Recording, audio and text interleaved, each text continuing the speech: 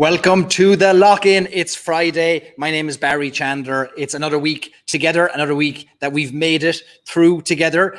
Welcome everybody. Thanks for joining me again on this weekly lock-in, a chance for us to come together, have a bit of crack, sip a few whiskeys, listen to a bit of music, and remove isolation from the crazy world that we're in at the moment. So it's a chance for a bit of community and a bit of crack and a bit of chat. So delighted to be with you here again. And let me know, as always, where you are in the world, where you're joining me from, what's in your glass. I'd love to know what's in your glass. We've got three amazing whiskies that we're going to be sipping on this evening, but I'm always curious to know what you're drinking.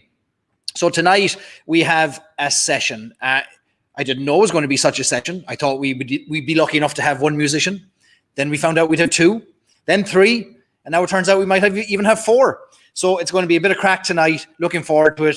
Three amazing whiskies and now four musicians, which is fantastic. So we're going to have a good old time tonight.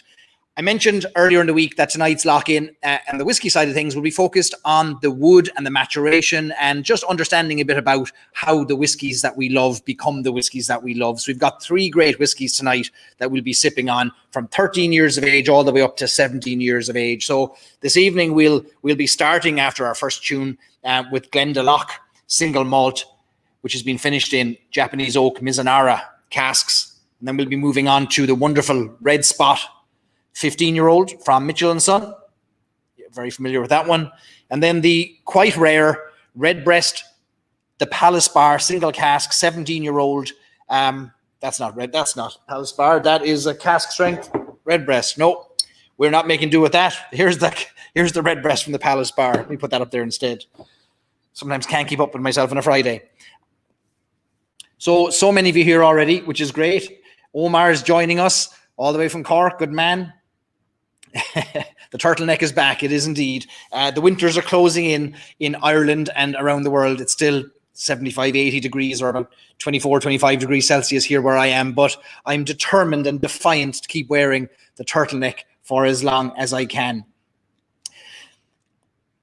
Paul is stuck in LA. He's drinking the Busker. Very good. Single pot still. I haven't tried that yet. I do have the Busker blend here, which I have started to drink, and it's actually a very good blended whiskey. We'll talk more about that soon. Nick Valley is with us, checking in from Pennsylvania with a Redbreast 15. Great stuff. Beaver Creek, Ohio. Kelly Spears Ryan is with us. We've got Mark Ashley sipping on some Teeling single grain. Yeah, so let me know what's in your glass, and we'll be chatting throughout the night. There's Ed Stanner drinking Forbidden Fruit, making himself a cocktail there in Brantford, Connecticut. You're all very welcome. It's great to see so many familiar faces. Before we get into a bit of music and a bit of chat and a bit of crack, I want to update you on a couple of bits of housekeeping. So earlier this week, we released a podcast episode, a great chat we had with Ireland's pot still whiskey historian, Fionnán O'Connor, and it has turned out to be a very well-received episode, as I was never surprised it would be. You can listen to that episode on storiesandsipps.com or wherever you get your podcasts, Apple Podcasts, Spotify, Google Play, etc. Fionnán O'Connor is an absolute legend and a great wit and a great knowledge on historic whiskey, especially Irish whiskey, single pot still whiskey, and its history and how it has evolved over the years. So we had part one of our chat this week, and next week we'll share part two of our deep dive. We never intended to have a two-part episode, two episodes in a row there, but Fionnán had so much to share, we couldn't cut him off. And so if you haven't checked that out yet, I encourage you to do so, and that's available on storiesandsipps.com, which was a great old chat altogether. Let me see. Steve is joining us from Colorado Springs. He's starting with a Middleton Very Rare of some sort. Isn't that great? That there are multiple Middleton Very Rares on your shelf that you can choose from. Joe Moore is joining us from Dublin Airport. Great stuff. And Eric, our friend Eric Fleming-Waite, is joining us from Northern California, popping the cork on the Waterford Dunbell Single Farm Origin Irish Single Malt Whiskey. Great stuff. I popped that myself on last week's lock-in, which was great, all crack altogether. So we know that the world is increasingly uncertain. We know that it is harder and harder to meet those we love and to hang out in places that we used to hang out. It's harder for us to hear the good music that we want to hear and to be amongst our friends and sipping on whiskies in the pubs and restaurants and homes that we used to do that. So the Friday night lock-in is an attempt at filling some of that hole, acknowledging that it'll never completely fill the hole until we're completely back together in person. And that's what we're all aiming and kind of dreaming of and hoping for. But in the meantime, we'll keep ourselves entertained and engaged here by sipping on some whiskies and having a bit of crack. In about 2 minutes, we'll be going to a house in Chicago. And this is a house that's full of music. And I can't wait to have the crack because we've never had so many musicians on the lock-in at one time. The most we've ever had is one. And we are breaking those records big time tonight. So we'll have a bit of crack there. In about a minute, we'll go over to Chicago to Pauline and her neighbors for a great old time all together. So great to see so many of you joined in. If you do enjoy the lock-in, all I would ask of you, I won't ask for a penny from you. All I'll ask is that you like this broadcast, whether it's on Twitter or Facebook or YouTube, and you share it. Share it in a group, share it in a page, share it with your friends. The more people that find out about this thing we do every Friday night, the more crack we'll have and the better chance we'll have of bringing more people together and raising a virtual glass until we can do it in person. So, Kieran Quinn has got his Glendalough 13-year-old for a damp night in New Jersey. Good man, Kieran. We'll be starting with the Glendalough after an old tune. But before we sip on that Glendalough, why don't we go to this musical house in Chicago? Musical house in Chicago. How are you doing? How are you doing, Barry? Good to see you. Pauline Keneally, you are the ringleader of this ragtag bunch of musicians here. Would you like to introduce yourself and introduce everybody that you've got there? Yes, well, thank you, Barry, for having us this evening at your lock-in, or the lock-in. So I'm Pauline Keneally, originally from Bedford, outside London, England, of Connemara parents. And on my right is Joe McShane. Wave, Joe. How you doing? From County Armagh, a wonderful singer and guitar player. On my left is the wonderful Jerry Carey from County Clare. And in the corner, you'll see in a second, is Joe's son, Declan, playing the keyboards. And we all live about 3 blocks from each other in a suburb in Chicago. So you're not short of any entertainment at all because you just come together in the room and make your own. We're very lucky to have each other locally. And, you know, even though it's been locked down for so many months, a local bar in our little village opened up and we play Monday nights. There's nowhere else that has music. And we sit, apart and we play for 2 hours once a week.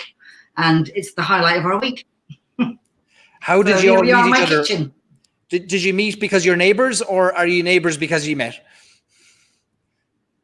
That's a great question. No, I've known Jerry for 28 years. Jerry was in Chicago playing full time with, Jerry came out from, you can tell them, you came out from Ireland with the him. mid-80s there. I came out, originally playing with the Tullochilly band on a tour one time back in 83 or 4 or something like that. And then been here ever since playing with Joe and, Pauline, a lot of the traditional stuff, yeah, so. And all of you know, all the musicians I've had on the lock-in are all connected because you're all connected through Paddy Homan, the great Cork man and organizer there in Chicago. He's a fantastic man. Yes, we all love and know Paddy Homan very well. Yes. What advice? He's some singer. Yeah. He's some man with the bow on and the songs, and sure, you're in safe hands with a Cork man. But look, we're in Clare hands and London hands tonight. But what can we do? Thank you very much, Barry. We're in the capable hands of County Clare, County Armagh, and Connemara, England. So, you know, and Park Ridge, actually, Chicago's suburb. So we're very lucky to be here at all. And thank you for having us on the show, by the way. Thanks a million for joining. We're privileged to have such a wonderful group together. You had asked me before we went live if there were any particular songs or tunes that you'd like, that I'd like you to play. And I said, sure, why don't we put it out to the audience? And maybe we can ask the audience if there's any particular Irish tunes they like. And you can choose to ignore all the requests if you like. You can tell me we will not play that song under any circumstances, but we'll ask people what they like. But I wonder, what's a good tune to kick off the lock-in, do you think? Well, a really good tune to kick off the evening would be a couple of jigs. And the first jig is called Tatterjack Walsh, which is a jig that most of us were taught when we were younger. In my house, it was a Connemara version of it. And the second tune is the Conic Man's Rambles, which is played in the key of G. which is usually played in the key of D, but the reason we play it in the key of G is another Connemara version. So they're two old-fashioned tunes for my father, but we've all played them for many years, but we just have a different version of it. Or it's very, very slight different, that's all. But two lovely jigs. Lovely, lovely. Would you like to kick off with that? Yes, and we're going to get our friend to turn the screen so you can see the wonderful keyboard player as we're playing. Brilliant. Oh, down there, I see him. Great. All right, I see him. Oh, there we are. Yeah, and I'll put you on full screen so everybody can see. Yes, and hopefully people will chime in. We'd like to hear The Rocks Are Born. We'd like to hear, Achy Breaky Heart or whatever. We'll be ending the lock-in if we get asked for that. No, there's no Achy Breaky Heart here at all. 1, 2, 3, hop.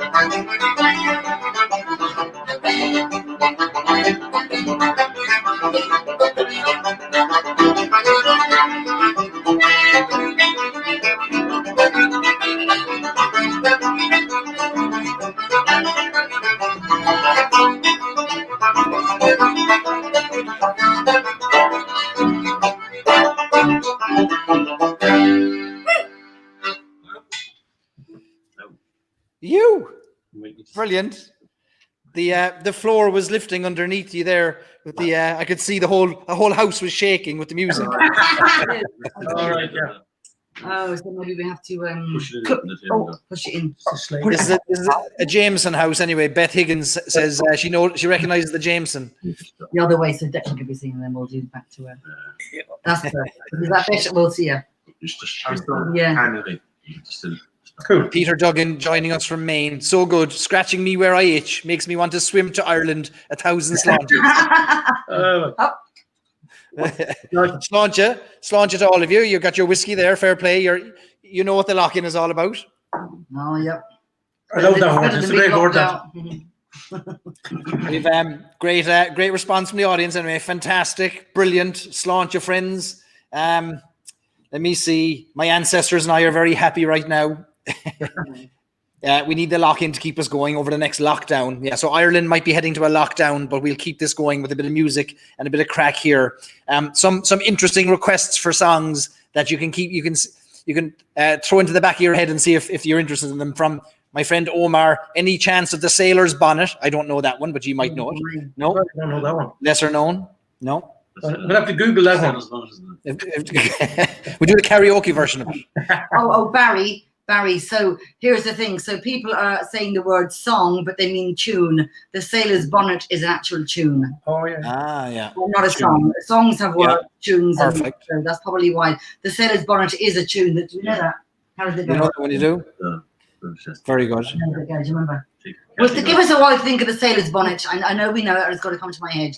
But there's no problem anyway. We'll have lots of suggestions here, lots of requests. We got Macarena, but we'll ignore that one. Because that's not Irish at all. Whiskey downers, we might do it.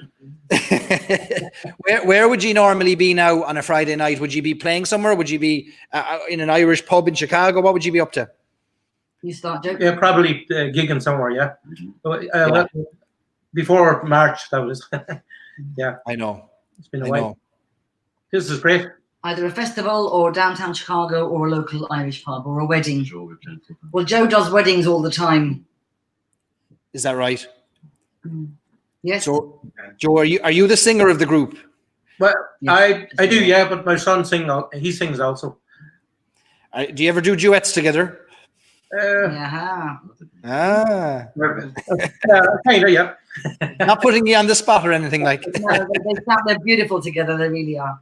Is that right? Yeah. Have you a second tune for us before the music is so good? Before we go to the whiskey, I'm dying to get another tune out of you. We'll do a couple of reels, maybe. Brilliant. A couple of reels. Or a couple of hornpipes, Jerry. Reels or hornpipes? Reels. We'll do a couple of reels, yeah.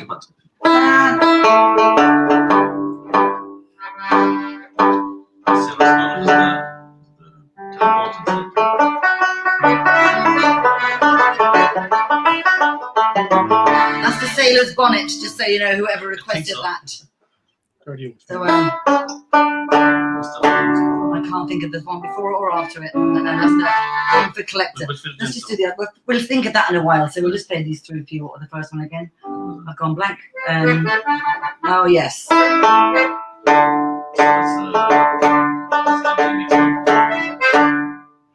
You count us in?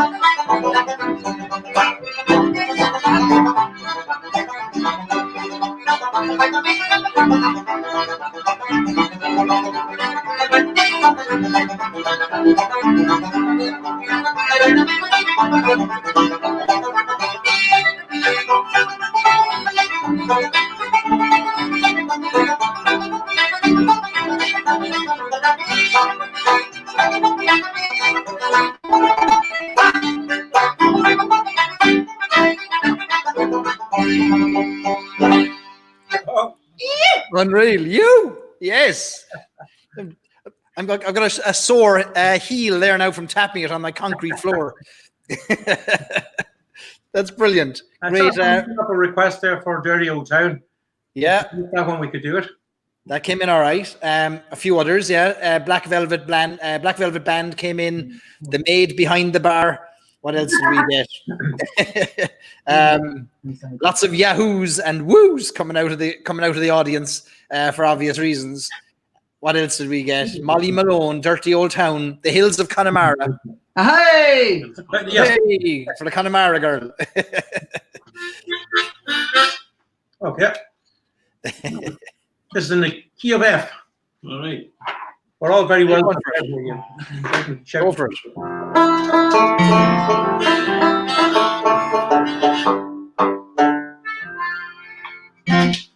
Little song written by the great Hugh McCall. This actually.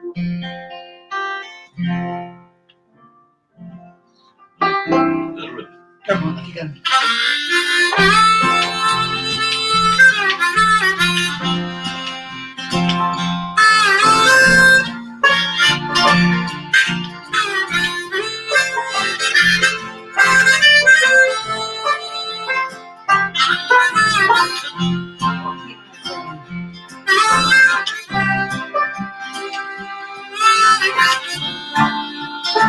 Well, I found my love at the gas yard wall. Dreamed a dream by the old canal. I kissed my girl by the factory wall. Dirty old town, dirty old town. I heard a siren across the town. Saw the train set the night on fire. Smelled the spring from the smoky wind. Dirty old town, dirty old town.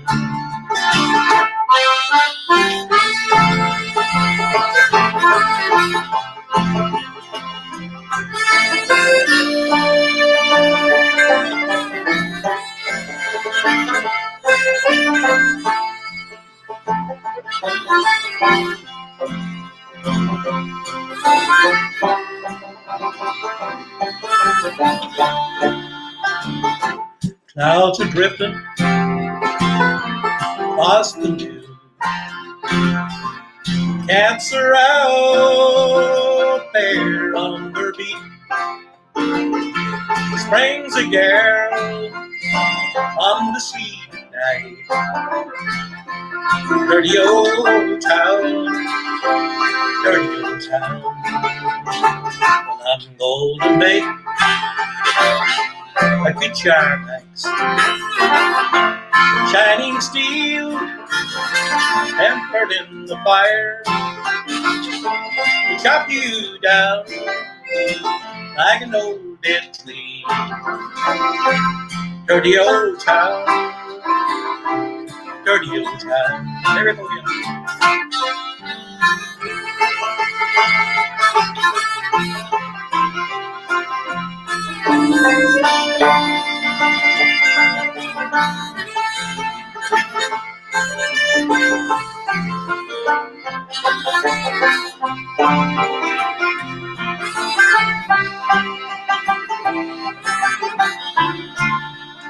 I found my love at the gas yard. She never sobered up. Dreamed a dream by the old canal. I kissed my girl by the factory wall. Dirty old town, dirty old town.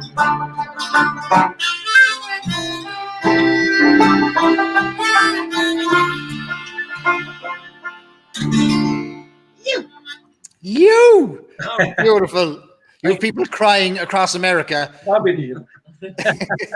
Oh, imagine. The tears are flowing. Brilliant stuff altogether.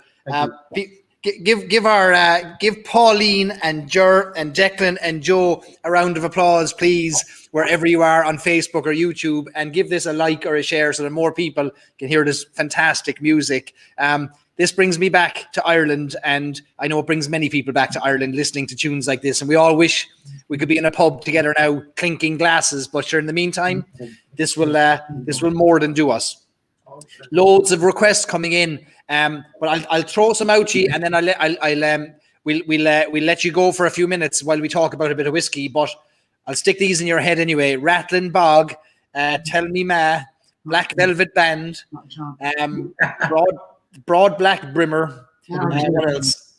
Blackbird, and whatever else you'd like to play yourself. So I leave it in your capable hands. But fantastic music. Thanks so much. We'll come back to you in about 5 or 6 minutes, and for another old tune and a bit of a chat. Thank you. Very good. Okay, just make sure, Barry, you cannot hear us when you've got us off screen, right? I can't. You can curse like a sailor when you're off screen. We won't hear you. Thank you. We'll see you in a minute. Pauline Keneally and Ger and Declan and Joe are going to entertain us with their great tunes. We're very privileged and lucky to have them. What a great lock-in tonight. Unexpected that we get so many fantastic musicians to join us, and we're going to try and get more every week to bring us a bit closer to Ireland while we sip on our whiskies. So sounds like you're enjoying it, which is great. Thanks for all those claps. They're not for me. They're for Pauline and Ger and Declan and Joe. We're going to talk about our first whiskey tonight. I might as well talk about it because we're 3 or 4 songs in, and I've been sipping away on it.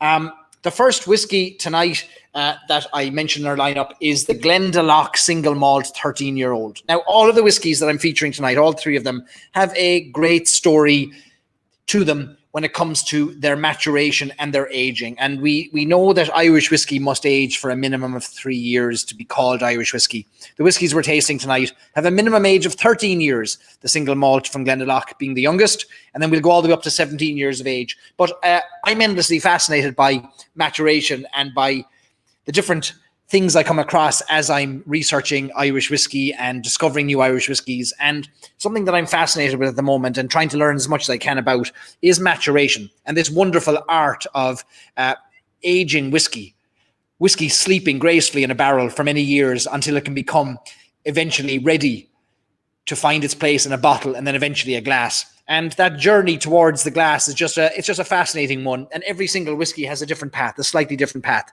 And these 3 whiskies tonight have particularly unusual paths, I would argue, or very different to those we might normally sip on. So if anybody has the Glendalough Single Malt, I know Kieran does in New Jersey. A few more of you sent me messages today saying you'd found it as well, which is great. So I poured a drop of it, which I already finished, listening to the toe tapping music from Pauline and her crew. So what we have here is a single malt that has been aged in initially bourbon barrels. So we know that Irish whiskey uses a lot of bourbon barrels in its maturation.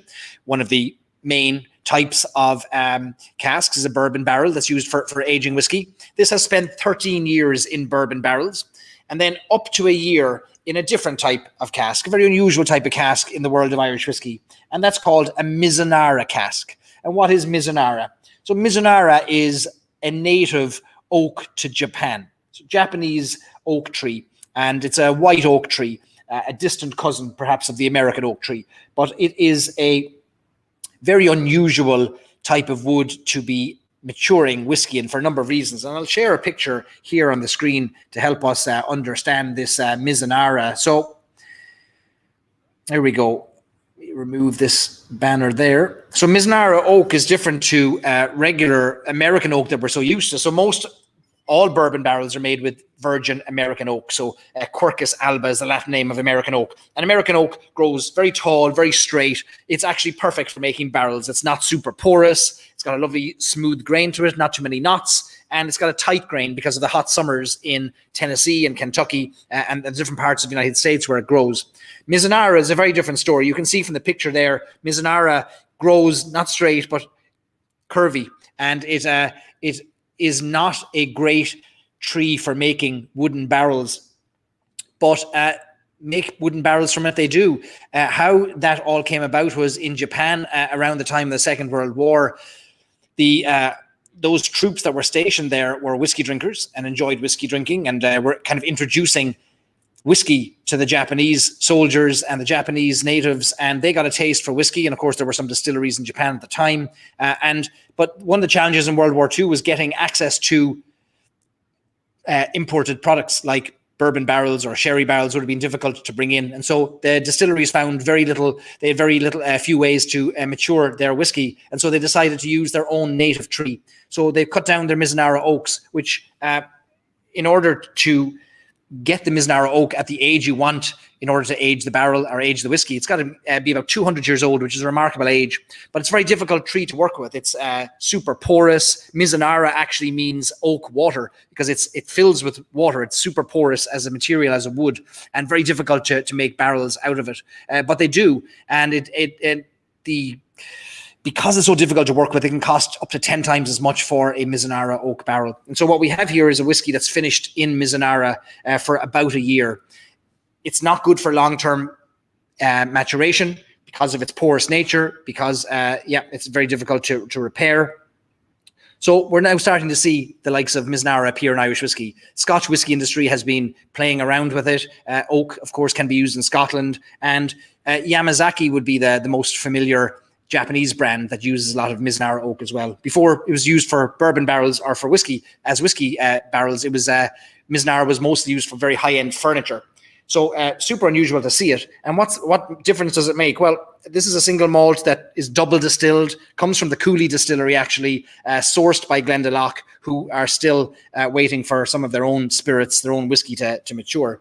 But it's very unusual on the nose. It's there's almost like a coconut contribution on the nose, which is very unusual. Chocolatey, vanilla, a lot of vanilla. So vanillin, that compound in the wood, is very, very, very present in Mizunara.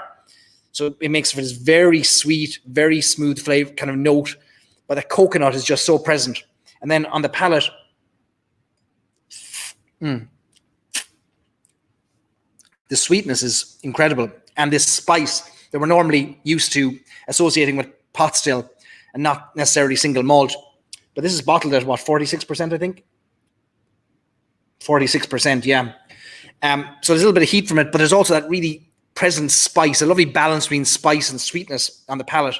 And then it's kind of a short finish. It doesn't have much of a long finish to it, but it kind of descends into this, or evolves into this kind of malt, kind of cereal biscuitiness on the palate. But one of the most fragrant floral noses of any single malt I've nosed in quite a while. Let me know if any of you have tried this single malt before. See lots of you still clapping for the group there. Connor says this is all-time favorite whiskey. If you don't see it anymore, snag it. Michael's a big fan of the Mizunara oak.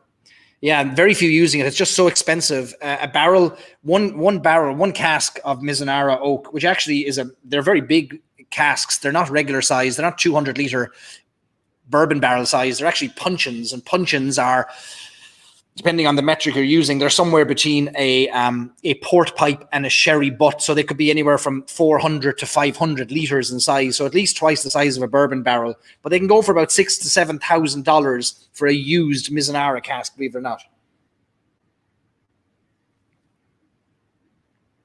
Yeah, lots of you are enjoying it. Kieran and Connor, big fans of the Mizunara. Yeah, it's an unusual one. And Glendalough distillery is one that you don't hear a lot of, and I'd like to hear more from them. But they're more known, I think, at the moment for their gins than they are for their whiskies. But they're sourcing their whiskies right now. They released a single pot still not too long ago, which I believe was a combination of some of their spirit, but also spirit that was sourced as well. And Glendalough, for those of you that are not familiar, Glendalough is a beautiful part of Ireland. It is in County Wicklow, south of Dublin, a fantastic spot for a hike, for a little bit of sitting and contemplating life itself. And a man who was well known for contemplating life back in the day was the man who's on the label here. So every bottle of this Glendalough has this image on the front of it. And this is Saint Kevin. And Saint Kevin was he was an Irish saint, and he was known for his contemplation and his evaluation of life and purpose and what he should be doing. And he came from a kind of a wealthy family, somewhat of a royal family in Ireland at the time. And he decided to give it all up and headed into the wild, to be one of the wild, to be part of the wild, the wilderness. And famously, he would stand in the lake with his arms outstretched, contemplating. And then one day, a crow or a blackbird landed on his hand, and it laid an egg. And he thought, well, if an egg is going to be laid in my hand, I should stand here and wait for that egg to hatch. And so he did, with his arms outstretched. He stayed there until the eggs hatched and the birds flew away. And he became known for his ability to contemplate and be at peace and be at one with nature. So St. Kevin is on every single bottle of Glendalough. And the monastery and that whole settlement, the monastic settlement in Glendalough, is still standing there today since the 12th or the 13th century. A little bit of an interesting fact with this 13-year-old. This could have been released as a 12-year-old whiskey, but it was matured for an extra year to make it 13 years old because of a famous Irish rugby player. Now, which Irish rugby player wore the number 13 on his jersey when he played for Ireland? Mr. Brian O'Driscoll. And Brian O'Driscoll happens to be an investor in the Glendalough distillery. So this was released in his honour for an extra year of maturation. So they got the number 13 on the label to honour Brian O'Driscoll, which is a bit of an interesting little tidbit there for Glendalough. Yeah, it's an interesting whiskey. When I first tried this, and you can see I've got about a third of the bottle gone, I wasn't taken with it when I first tried it. It felt very hot to me. It felt very spicy.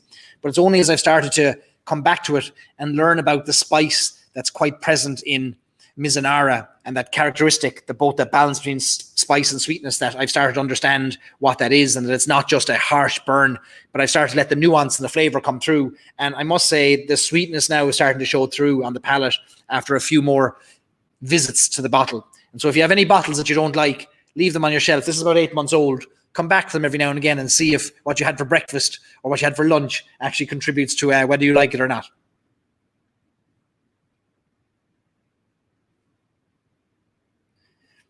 Brian O'Driscoll's choice, bod indeed.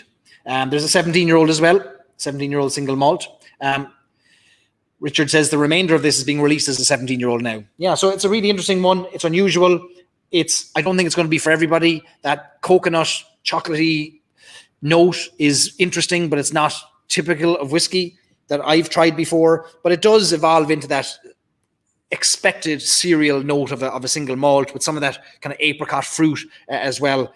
So something that's definitely worth trying. If you see it on the menu, I'd say give it an old shot.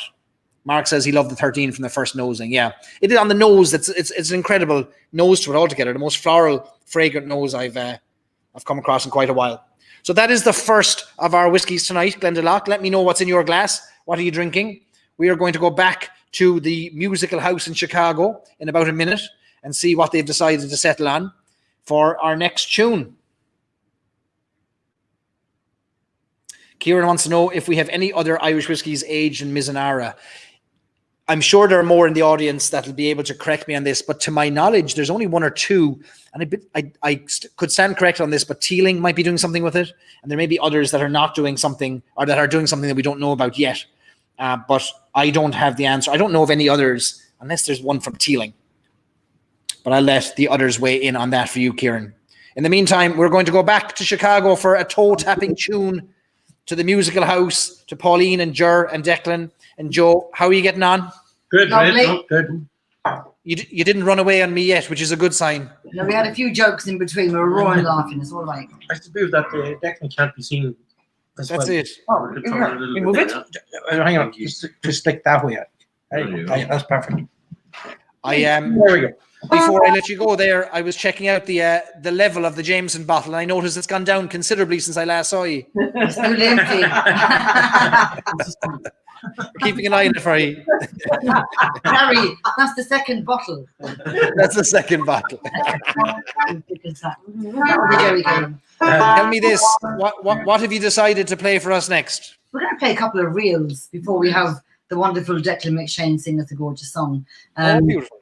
And I have no clue of the name of the tunes. I just know that we were all both rared playing these most of our lives, right, Jerry? Yeah, we still don't know. And we still don't know the name of them. But when it's in your heart and head, the name isn't really important. That's it. No. Fair play to you. Yeah. Right. I'll let you take it away. So, Okay, Barry. And this one's for the County Cork lockdown area, where hey, So this is for you, and thanks for having this. Yeah, 3, 4.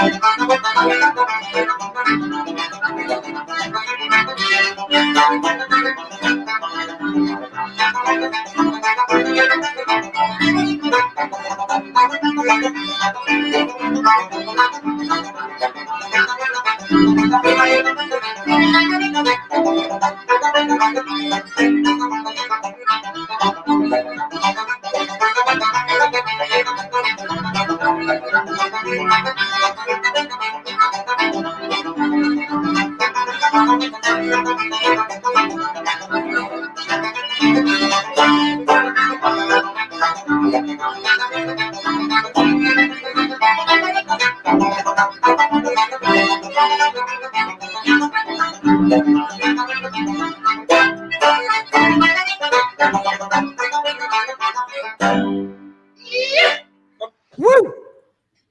Cork is honoured by your playing tonight. Lovely. Do you ever get asked for specific Cork tunes from the Irish that find you in different places? Are there Cork tunes they call for? No, only Paddy Homan gets asked for those. Yeah. Is that because he jumps in ahead of you to take them, is it? Oh, no. So, you know, Paddy is one of the finest singers we've ever come across, actually. So we have massive crack doing a gig with Paddy.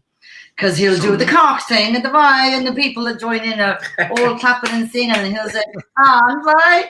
And they, you know, some people don't know him, but most do, and it's just a fantastic ambience when he's around. He's a great entertainer. Yes. Great voice. He has a hell of a voice. Yes. He has. And he does a lovely version of The Boys from Fairhill, where he's from. Oh, yes. Yeah. Paddy was the first musician that we ever had on the lock-in, actually. Wow. And it kick-started an idea, because up to then we were only drinking whiskey, and we thought, no, we can't just drink whiskey the rest of our lives. No, great idea. Was it Paddy's idea by chance? Or you started it, obviously. So. Well, it was. We can thank Paddy for kick-starting and planting the seed for the music and the guests on the Friday night lock-in. So we thank Paddy. We raise a glass to Paddy. So Declan, you're a bit of a singer yourself, are you? Yeah.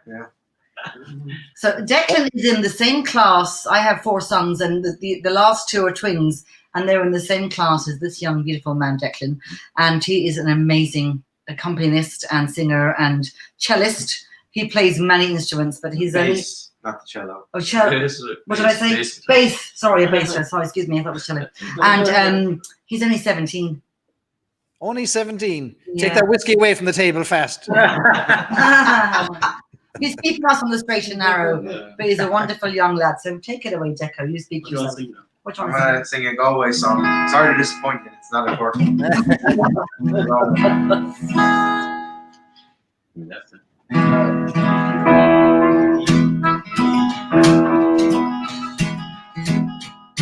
Like to control on the old walk of a day. I met a little girl and stopped talking, trying to find something. And I asked you, friend, her hair is black in her eyes. I'm the right man, I take it over. I'm south of from the Galway girl.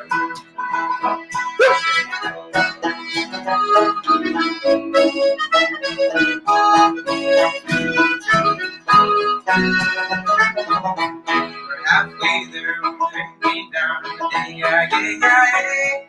She asked me up to her flat downtown, behind top big guy. And I asked you, friend, what's the fella to do?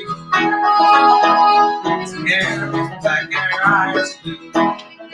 I take her hand, and I gave her to her. Lost my heart to an Galway girl.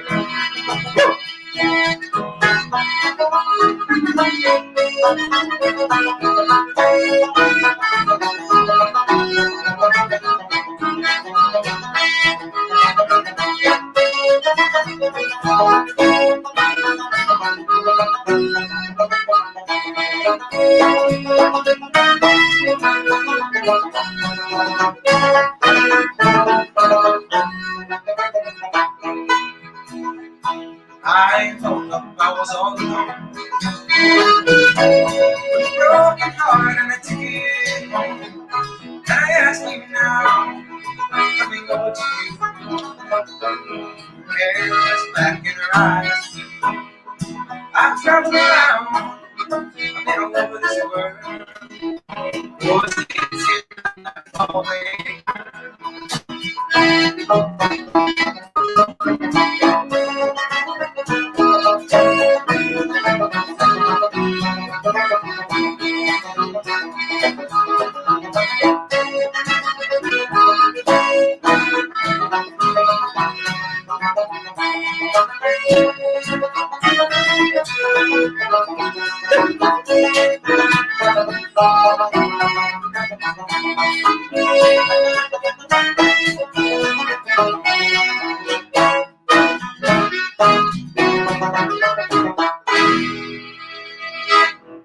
You. Declan, you.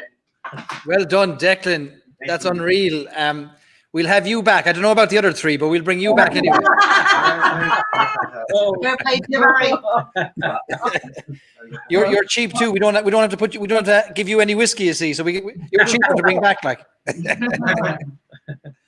I love that tune. You were putting Sharon Shannon to shame there with the box. Oh, please don't say that. We're great friends for many years. You can't pretend that live on air. Be Jesus.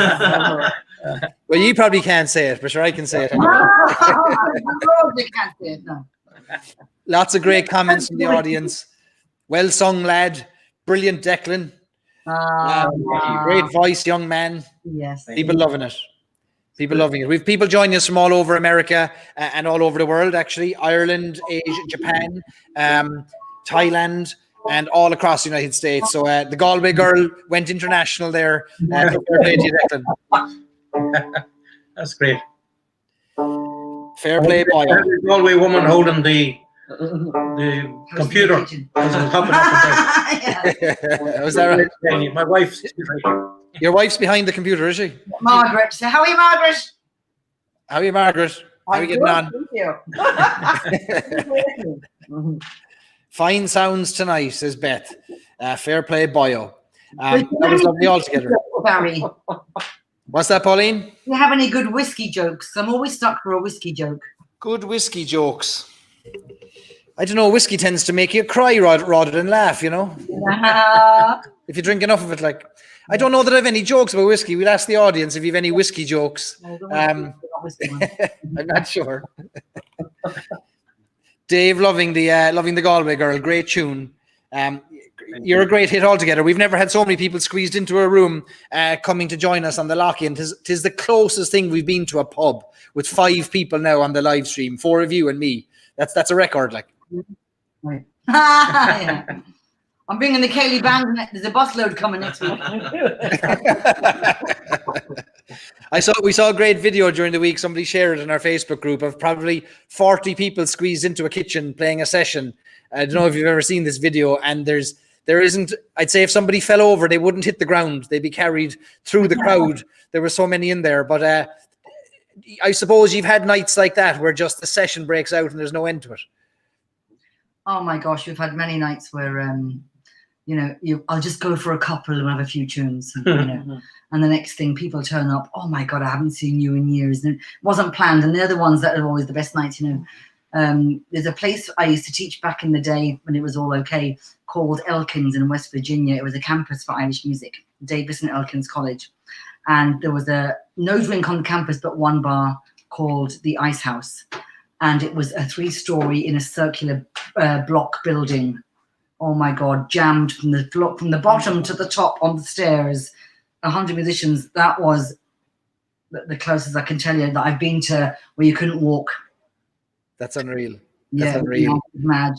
Will we see those days again? I hope we will. We better. Please God. I hope because all my kids have been gone to college and now I can live.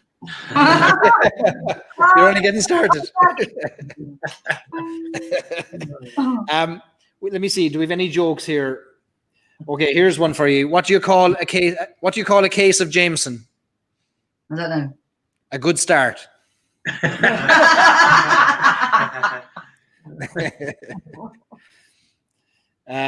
Andrew's got one. What about when Paddy visited the Guinness plant and fell into the vat? Bad thing was he drowned. His wife asked if he went quickly, and Murphy said no. He got out 3 times to pee. That's terrible. It's funny. I'm wondering where that was going. That came in 3 different parts, and I thought each part isn't at all funny, but when you string them together. Good man, Andrew. Andrew's there in the Shamrock Club in Columbus, Ohio, where we'll be streaming from next week. Our live stream will be coming from the Shamrock Club in Columbus. A lot of we have great Irish music and Irish whiskey fans in Ohio, and they're all going to gather next week and there's going to be a big session outdoors, socially distant, and we're going to live stream from there as well. So that'll be a good old session next week. So that will be your biggest online then, because tonight was the beginning of it then. So that's it. You won't be able to hold the title for very long. Well, we can because we're indoors. That's true. That's true. We'll have to get something big set up at a circus tent or something with you next time. Tightrope walker, no problem. Doing a hornpipe. Oh yeah. Listen, I'm going to go on to my next whiskey, and then I'll come back to you for another tune or two if you're open to it. Absolutely, and we'd love to have maybe a song from Joe. Sure. Lovely, brilliant. We'd love it. Yeah. Sounds great. We'll see you in a few minutes. So get ready, Joe. Have a sip of Jameson there to oil the pipes. I will be gone. Oh, hold on a second. We'll best be on.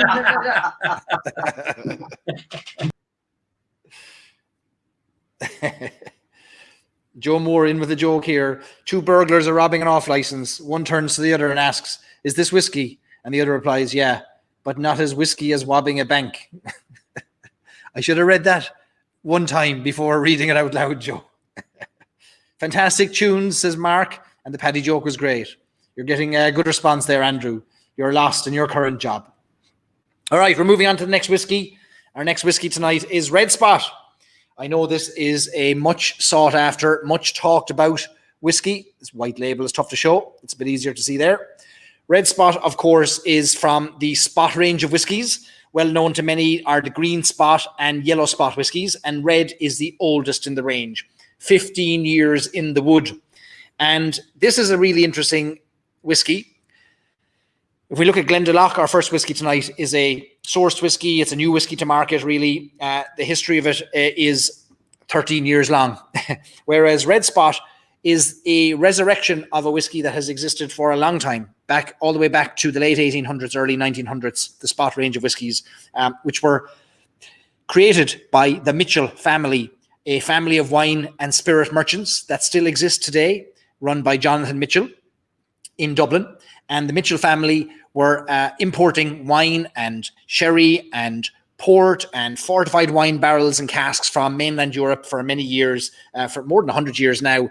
And at one point, they had the great idea of bringing their empty casks once they filled the bottles of port and Madeira and sold them on to hotels and pubs and individuals. They had all these empty casks, and they had the great idea to bring those casks across the city of Dublin to the old Jameson distillery, the old Bow Street distillery in Dublin. Today, it's a visitor centre just across the river from the Jameson brewery. And their idea was that they would fill their barrels up with single pot still whiskey, and then they would age them further in their own cellars. And they did. They stored their barrels underneath the cellars, in the cellars underneath their own offices and their own shop in Kildare Street and then Harcourt Street and other streets and areas around Dublin. And famously, the Spot range of whiskies got their name because back in the early 20th century, late 19th century, the workers working in the cellars at Mitchell & Son would have been illiterate and would not have been able to tell the names of whiskey or the age of whiskey. And so famously, the Mitchell family gave their workers buckets of paint to mark on the end of the barrels a specific colour relating to a specific age that whiskey should, specific number of years that whiskey should age in the cellars. And so for blue, for 7 years of age, the barrels were given a spot of blue paint. For approximately 10 years, it was a green daub of paint or a spot of paint. For 12 years, yellow spot, and for 15 years, a red spot of paint was put on the bottom of those barrels, and that allowed them to identify those barrels easily. Red Spot disappeared in the 1960s as Irish whiskey sales dried up around the world. The Spot range of whiskies dwindled, although Green Spot was the only single pot still whiskey to survive the closure of Bow Street Distillery, because production continued in the Middleton Distillery virtually, I think, in fact, 100% unfettered and uninterrupted. So Green Spot was the only continuously produced pot still whiskey in the last 50 years, when there was no other pot still producing distillery in town until 2012, when the Dingle Distillery came online. But what's interesting about this from a wood perspective, aside from the colours that get put on these bottles, gets put on the barrels, is the fact that this is triple casked. And many whiskies that we know, like Slane, Tullamore Dew, Tullamore, is Tullamore triple cask? Yeah, it is. And Red Spot, they've spent time in 3 different casks. And what's interesting about these is there's one particular one here that we don't see a whole lot of. So it's 15 years in bourbon, 15 years in sherry, and 15 years in marsala. Now, people ask, well, if it's 15 years in each of these, doesn't that make it a 45-year-old whiskey? But what happens is that when the spirit comes off the still in the Middleton distillery, it's clear, it's like water. And then it gets distributed into various different casks to mature. And the job of the blender in the distillery is to determine at which point he wants to marry or vat different quantities of those whiskies together. So some will have spent time in sherry casks, some in bourbon, some in marsala. And then at a certain time, he'll decide which ratios he wants. So maybe there's 75% bourbon, 20% sherry, 5% marsala. And so you're vatting together whiskies that have spent 15 years in total each in these various casks. So bourbon casks we're familiar with. Oloroso sherry, we're going to talk more about that on the next whiskey, Redbreast Palace Bar, in depth. But what's interesting to me about Red Spot is this sweetness that comes from this wonderful marsala component. So let's talk about marsala for a second. And if you do have Red Spot, feel free to pour yourself a drop. I'm going to find a glass and pour myself one right now. Bushmill 16 is 3 casks. Yeah, there's many whiskies are 3 casks, aren't they, Stacey? I couldn't think of them on the spot there. This ranges in price from $110 to $150 in the US, although I saw somebody in our group today mentioned that it was for sale for $250. I hope the person selling it to them was wearing a mask like over their eyes as they robbed them for that price, which is crazy. Jeff says Yellow Spot is 110, Red Spot 120. When will we see the Blue Spot? We'll see. Red Spot is delicious, says Stacey. So I'll talk a little bit about marsala in a second, but on the nose, Red Spot has this pear strawberry sweetness on the nose. Now there's this obvious, there's still some of that spirit forwardness to the nose compared even to the Glendalough 13-year-old. But for me, the real joy for this comes on the taste and the palate. Glendalough, to me, the nose maybe outweighed the palate. Red Spot, I can tell you, because I've been tasting this all afternoon and for quite a while now, that the palate outweighs the nose on Red Spot. So a little sip of this.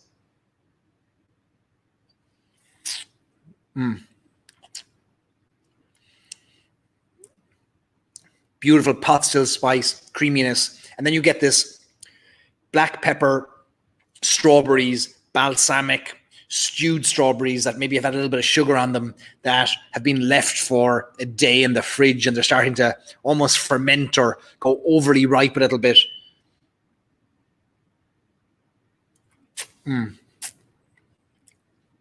Yeah, that hard candy, as Stacey says, is really there. This beautiful, beautiful sweetness from marsala.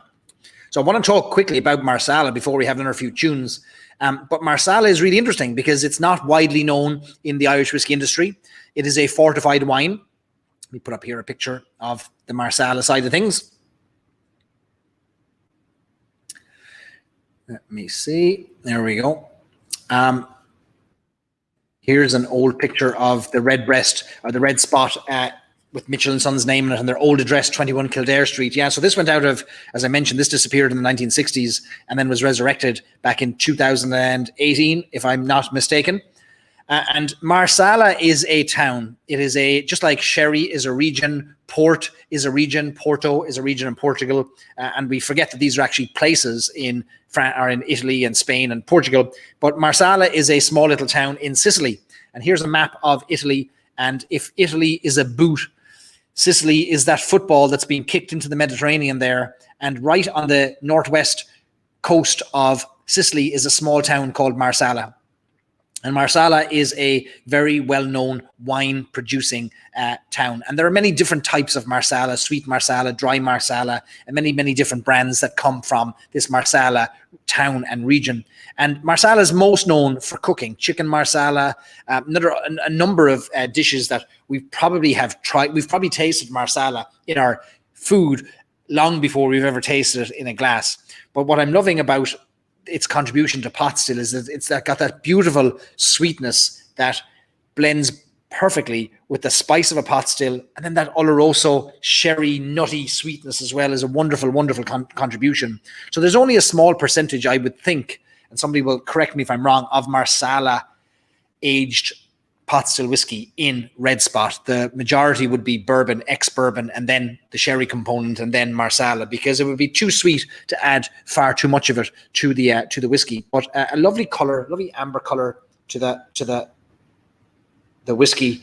And some of the high-end Marsalas are aged a bit like sherry is aged in the Solera system. And I'll talk about that when we get to the Redbreast Palace Bar, a wonderful way of this kind of fractional blending and aging, which takes place on these high-end fortified wines.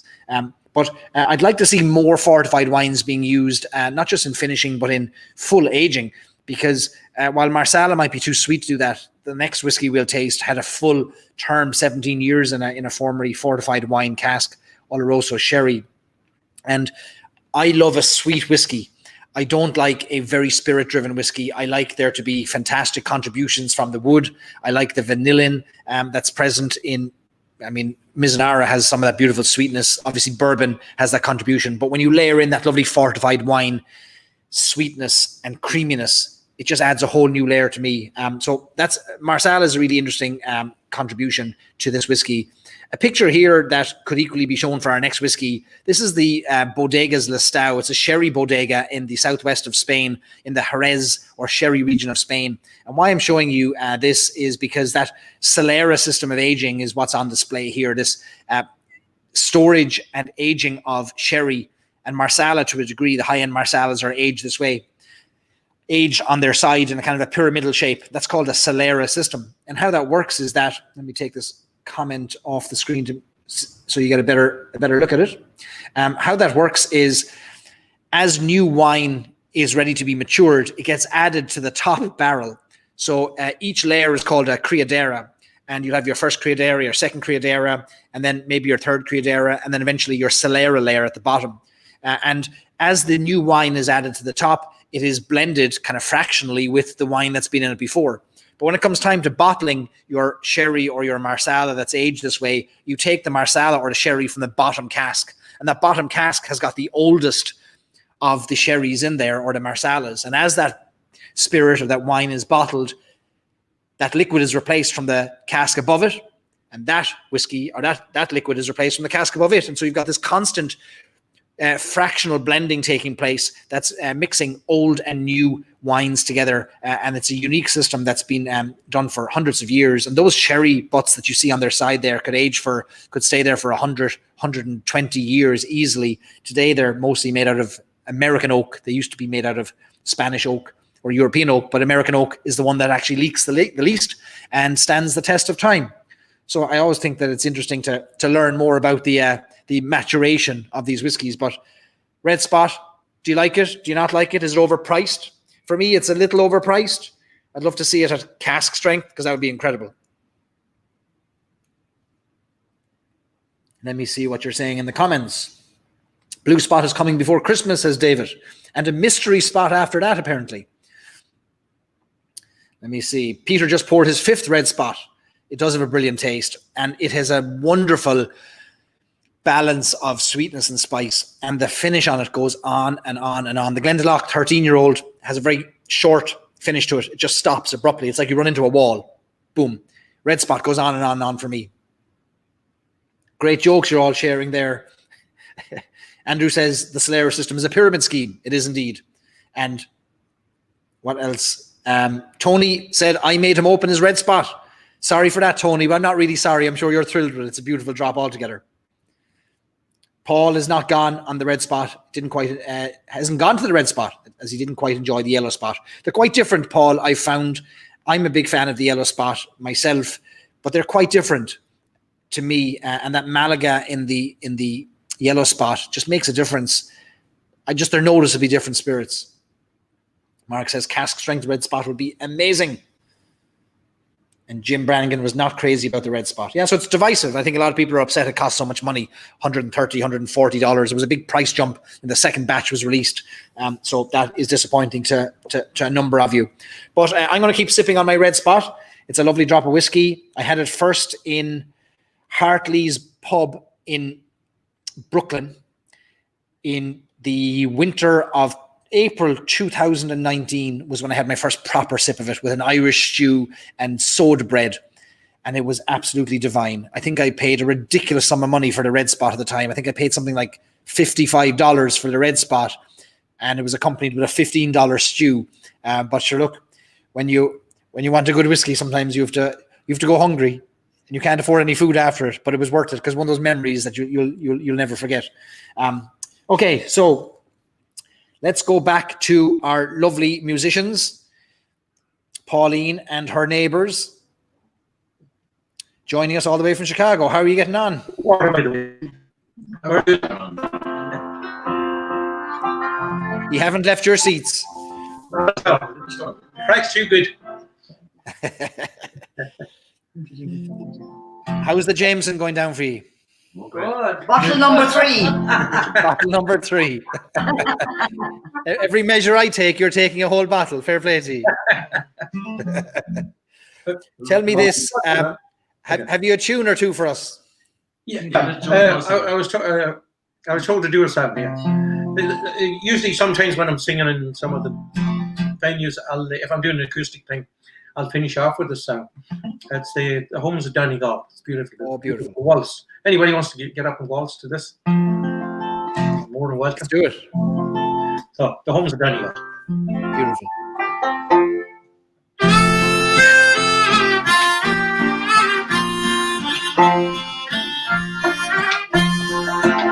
Well, I just stepped in for the seawall. I'll only stay a while. I want to see how you're getting on. Oh, I want to see you smile. I'm happy to be back again for to bring you big and small. Oh, there's no place else on earth just like so Donegal. I long to see the happy faces smiling at the door. The kittens singing on the hop as I step up the floor. Soon the tailhat's filling up, the cup is far from small. Oh, your hearts are like your mountains in the homes of Donegal. Well, I long to sit along with you and wide away the night with tales of yore and fairy lore beside your fire so bright. Then to see prepared for me a shakedown by the wall. There's repose for weary travelers in to Donegal. Okay, one there.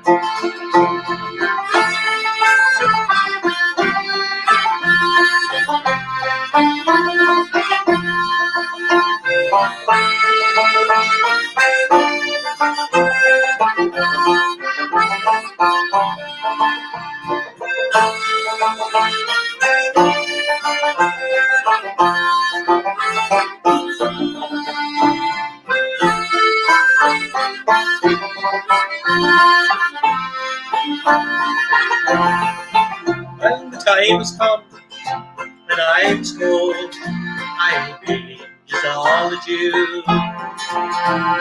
The open highway's calling me, how to do the things I do. When I'm traveling far away, I can hear your voices call. Oh, please God, you soon return unto the home to Donegal. Please God, you soon return unto the home to Donegal. Hey, like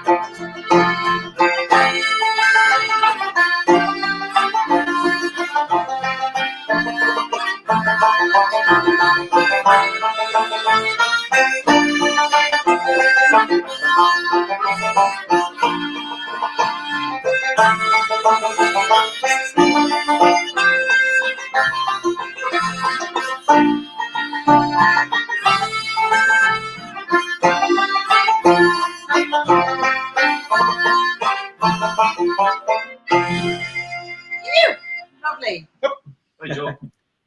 You. Oh, that's a beautiful tune. That's a beautiful tune altogether. It's very nice altogether. Who wrote that? Do you know? Oh, somebody told me a while ago, but at my age, I'm starting to forget what happened. That's the whiskey. That's the Jameson. James. Yeah. So Barry, this wonderful man here on my right, Joe McShane on your left, he writes songs all the time, and he's written many a song with Margot, Nathan Carter. Who else would they understand on the web? Daniel O'Donnell. Right. Donald, Margot, and Nathan Carter. He writes songs for them. Is that right? How about that? How about that? All in Parkridge in the neighborhood, Chicago, suburbia. We're all in a few blocks away. You've got We've the all got embarrassed. the Tully Band export here from County Clare. We've got the Margot and Daniel and the Nathan Carter songwriter. And so myself and Declan are going to have to just join in. I tell you what, that's some pedigree of a room we have there tonight. I know. I've got a great joke about pedigree, but I can't tell it on air. Okay, you'll tell me after, and then if it's suitable, I'll relay it. And tell me this: the Daniel O'Donnell and the Nathan Carter songs, are there any of those you'd like to sing for us? I could do one in E. Yep. Yeah. We know it. Sure. Actually, If we know it, because he just wrote it, so we might not know it. Out to Liverpool.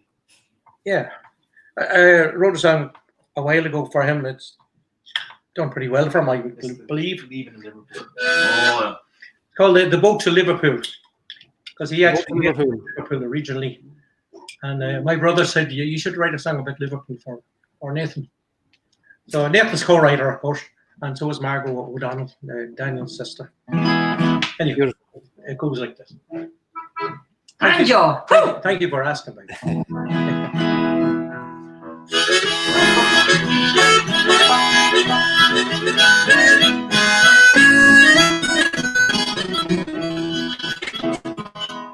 Sailed away from the Norfolk, traveling deep, be called, leaving the suitcase in my hand.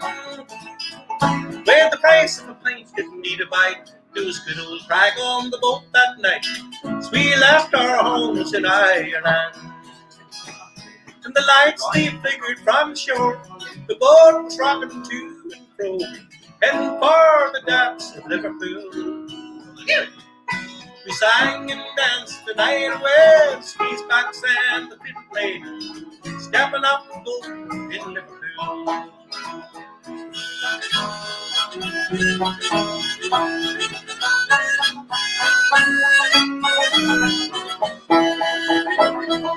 Well, rise up at the crack of dawn, working hard the whole week long. That time I play my old guitar. Well, we sang together, one and all, side by side and standing tall. The crack was still down in the Libby bar. And the lights they flickered from the shore, the pub was rocking to and fro, down beside the docks of Liverpool. We sang and danced the night away, the sweet back sand the pit played, coming out at night in Liverpool.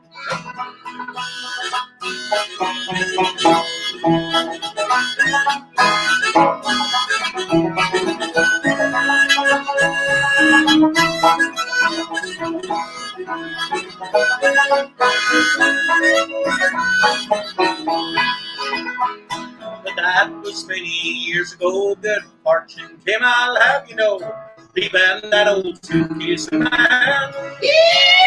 Well, the time has come to visit you, pals in Liverpool. Tomorrow I'll be back in Ireland. And the lights they flicker from the shore, the boat's rocking to and fro, heading from the docks of Liverpool. We sang and danced the night away, squeezed back sand the pit played, stepping off the boat from Liverpool. Ah, we're stepping off the boat from Liverpool.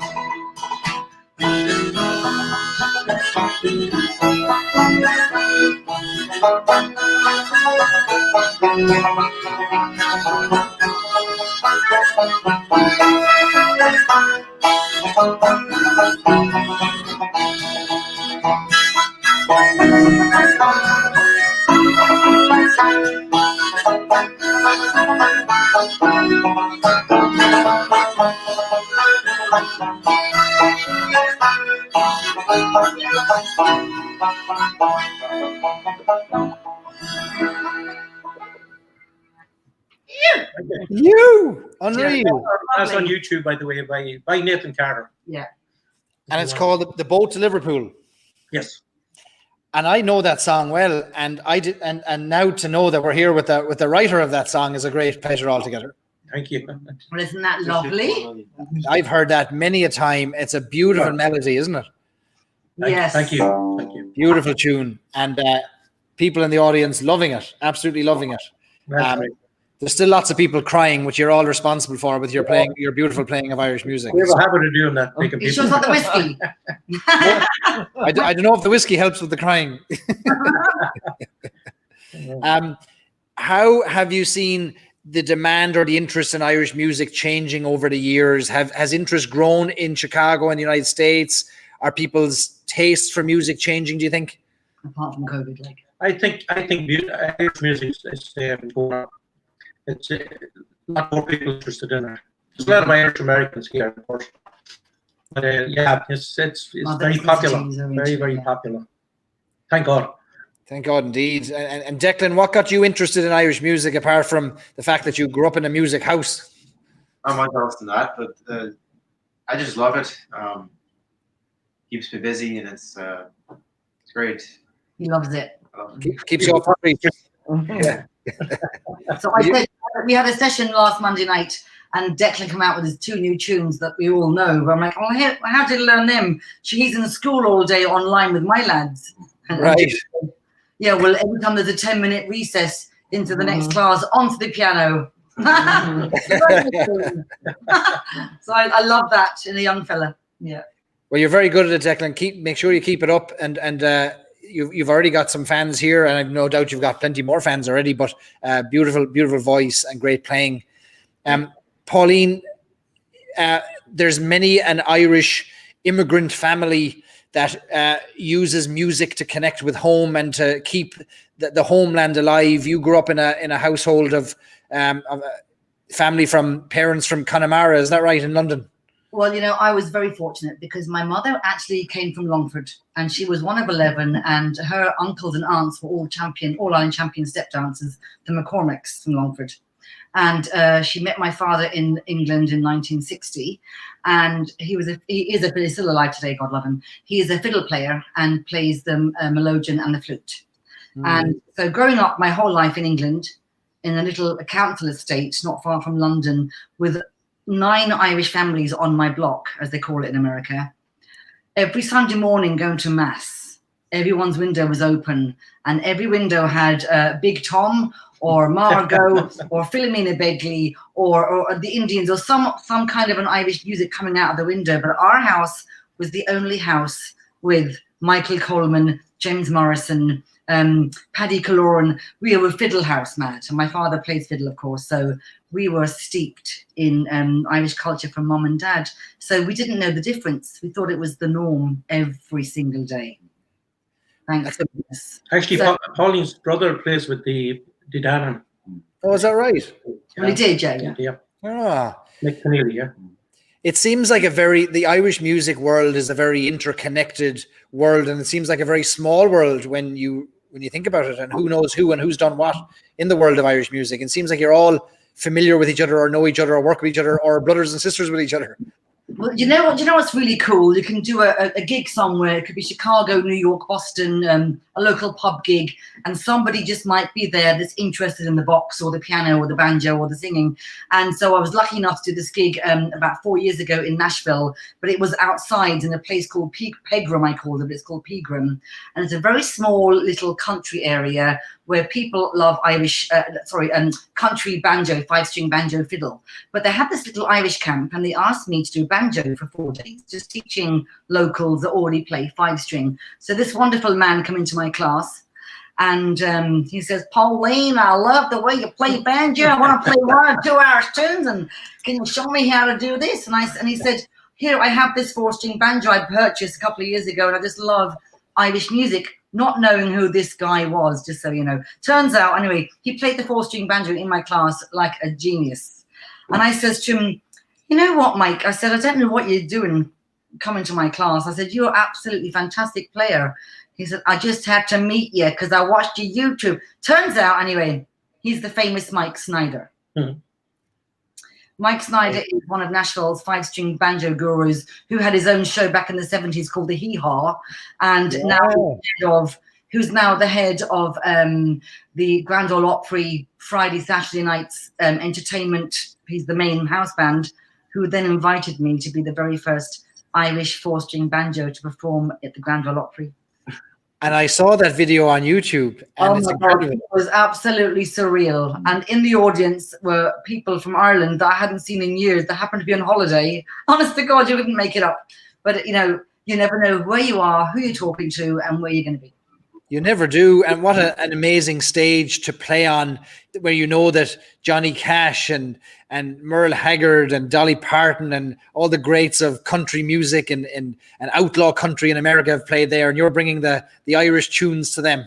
It was amazing. I had Vince Gill and the wonderful, oh my God, what's his name? Oh, gone blank. No, he died recently, God rest him. Charlie Daniels. Charlie Daniels. Charlie Daniels, yeah. And Loretta Lynn's sister, what's her name?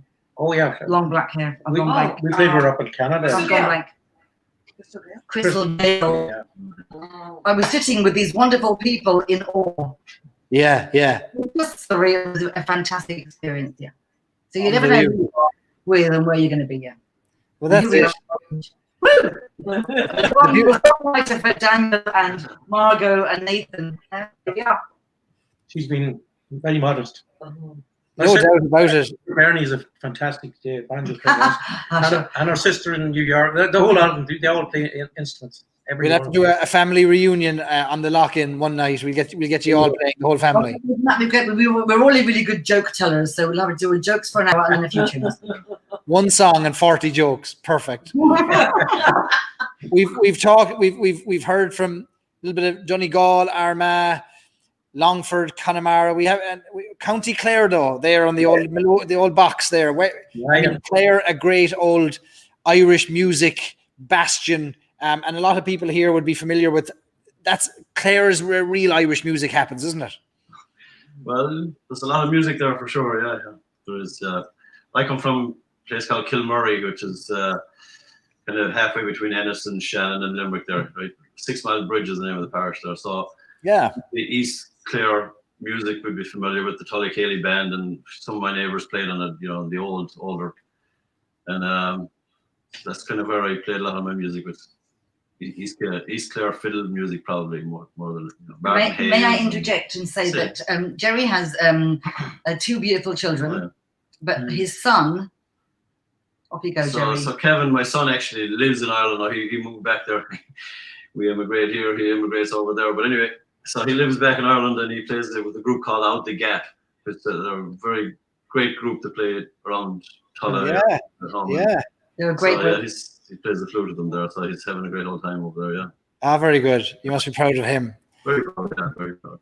It must be nice to see the music continue on into the next generation and know that the next generation's kind of been inspired by your own love and passion for it.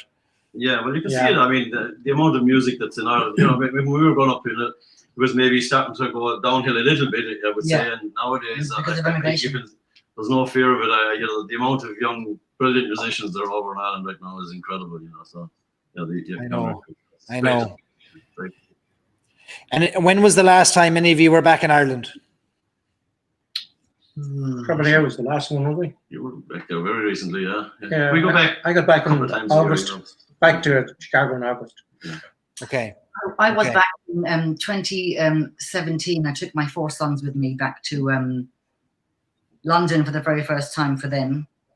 And we then spent 6 weeks in Connemara and Galway City with my brother, who, you know, and my sister's in Westport. But, yeah.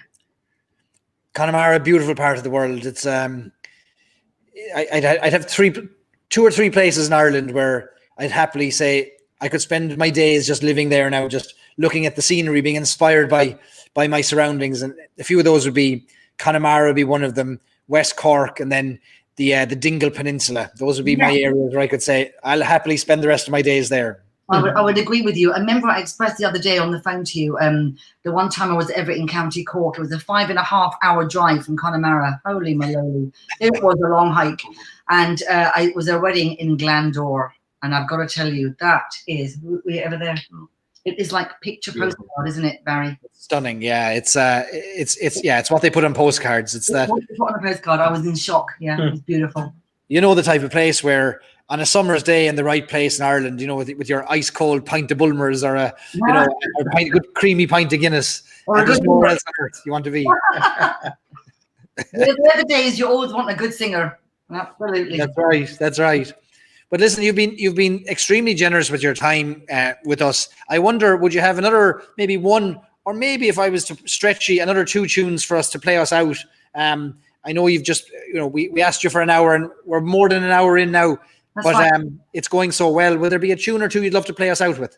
Would you like to do a song and then finish on the Jigs and C? Sure. Yeah. What song would you and Declan like to love together? What song would you like to sing? Do you want to sing a song, Declan? Should do the Boys Know Line. Oh yeah. Oh yes. Yeah. Keep that in again now. Then So this song is, well, you can explain what the song is. E. It's fine, yeah. It's a song about a landlord back in the day. The end of the That was a good landlord. the end of the 18th. He wasn't like some of them. He helped the poor people. Very good. It's called The Boys of Mullaban, which is about So no, you're right. about a mile away from me at home, actually. Armagh. In Armagh.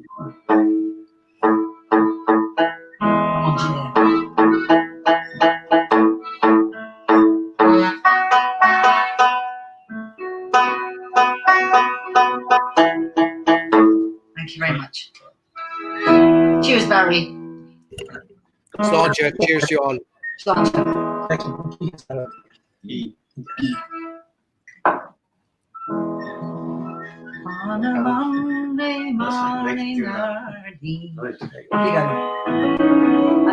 volume up. We need the volume up again. I can't see.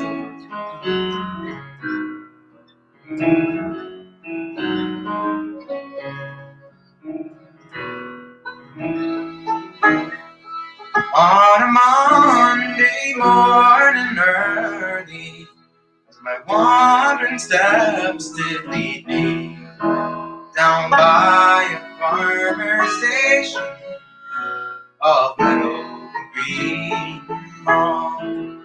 I heard great lamentation,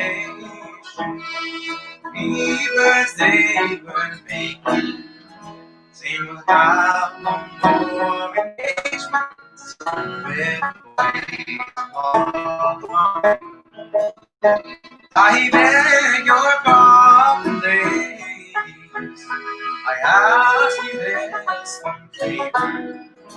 I hope it is no treason from you I now must know.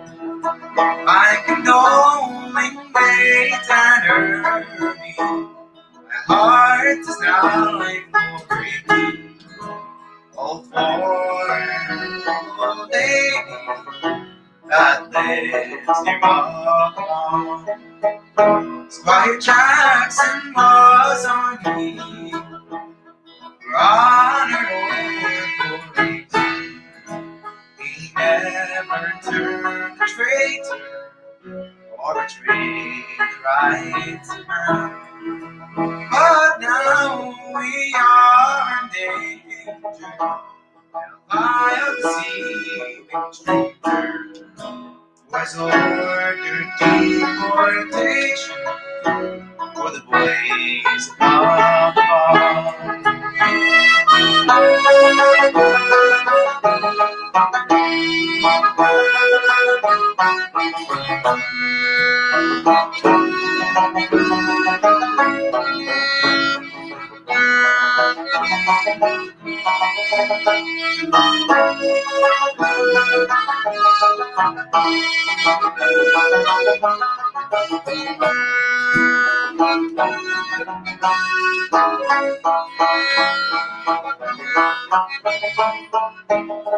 as those heroes cross the ocean, told the ship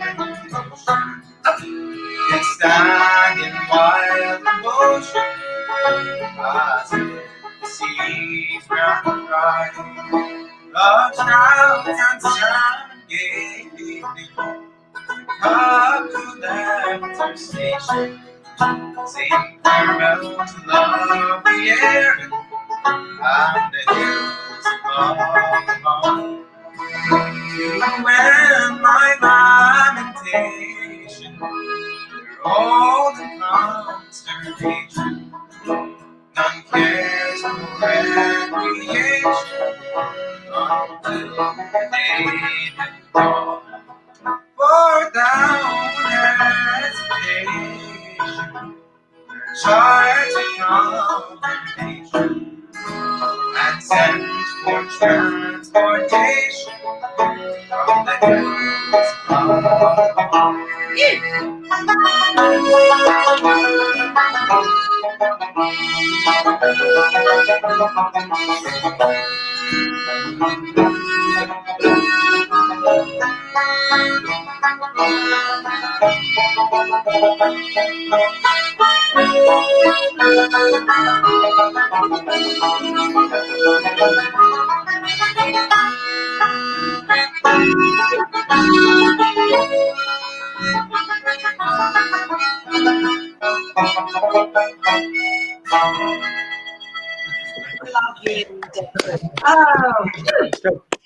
Declan's the man. Thank you.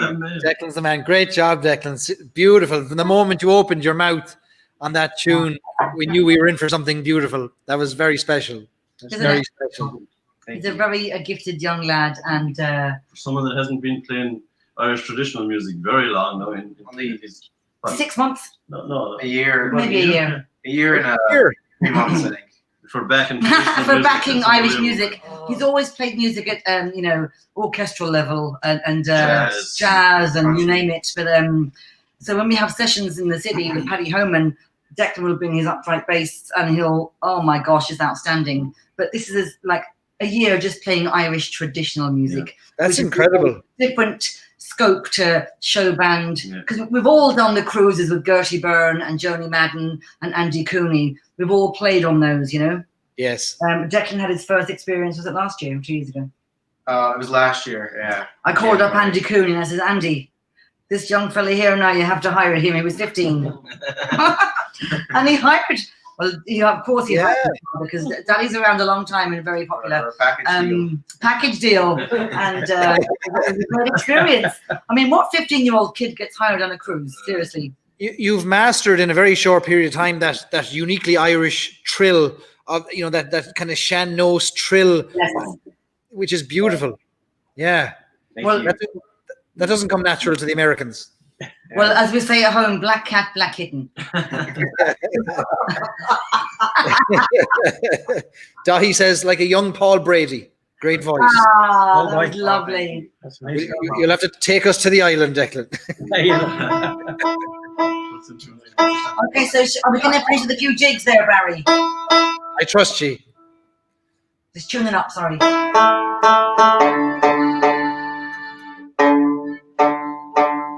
The banjo bit. Yeah. Did give it. Hold on. Sorry. It's not actually my thing. Thank you.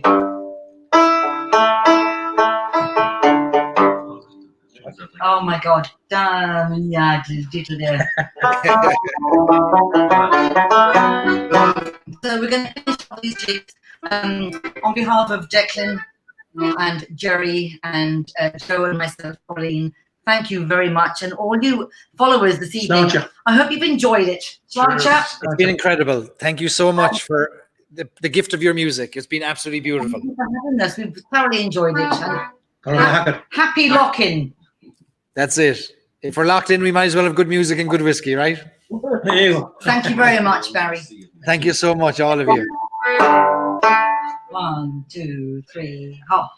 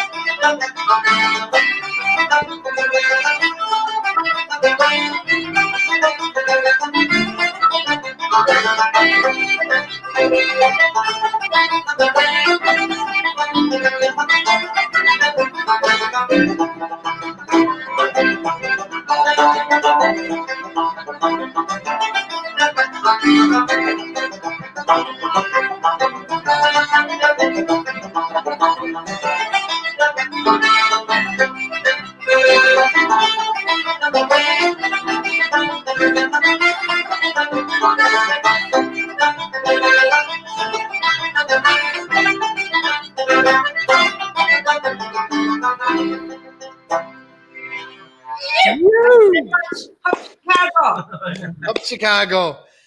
Thank you. Unbelievable. What a great night. Just I'm beaming from ear to ear here. It feels so good to hear such.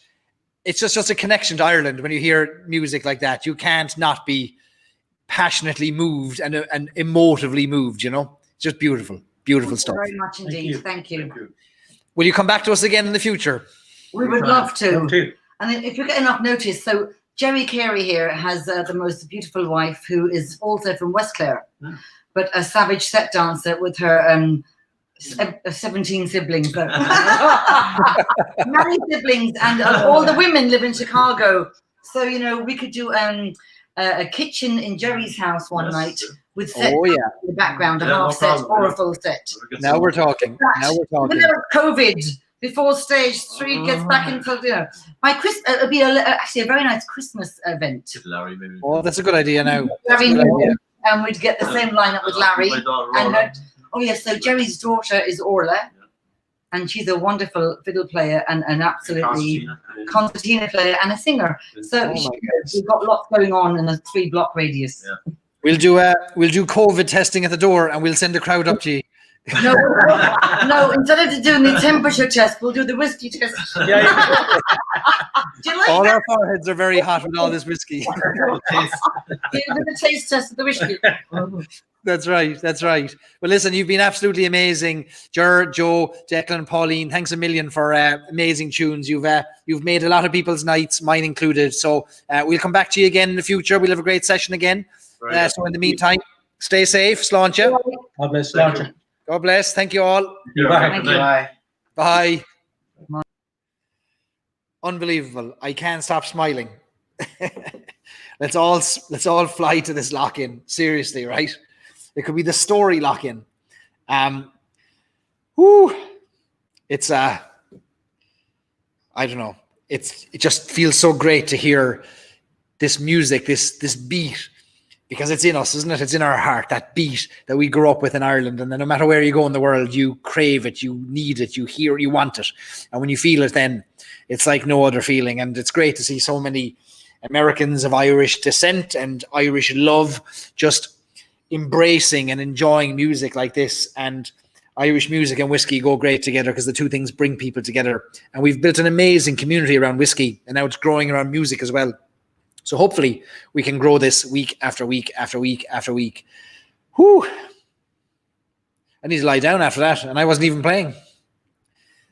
The story lock-in is what you're all asking. Oh yes, so I should give you an update on the story, but which is our whiskey. But before I do that, we're moving on to our last whiskey of the night, which is Redbreast all sherry cask, 17-year-old, very rare one. And I didn't expect many of you to come to the table with this. A few of you have it, but it's a very rare, unusual whiskey. Only 500 bottles, 540 bottles were ever released. I have emptied this bottle. This is the end of it. Now, to be fair, and I think you'll give me a round of applause for the size of my measure. Look at the color of that whiskey. Have you ever seen anything like it? This is no color added to it. That's its natural color after 17 years in the wood. Isn't that incredible? Absolutely incredible. I'm going to be sipping on this in a second, but I want to get to a couple of your questions. The bar has been raised with some of these lock-ins, and that's not down to me. It's down to the great guests we have. But I will say this. There's a few of you that I have great conversations with every week, and every week we talk about how do we raise the bar even further, and how do we make this even greater, and how do we bring more people to the table.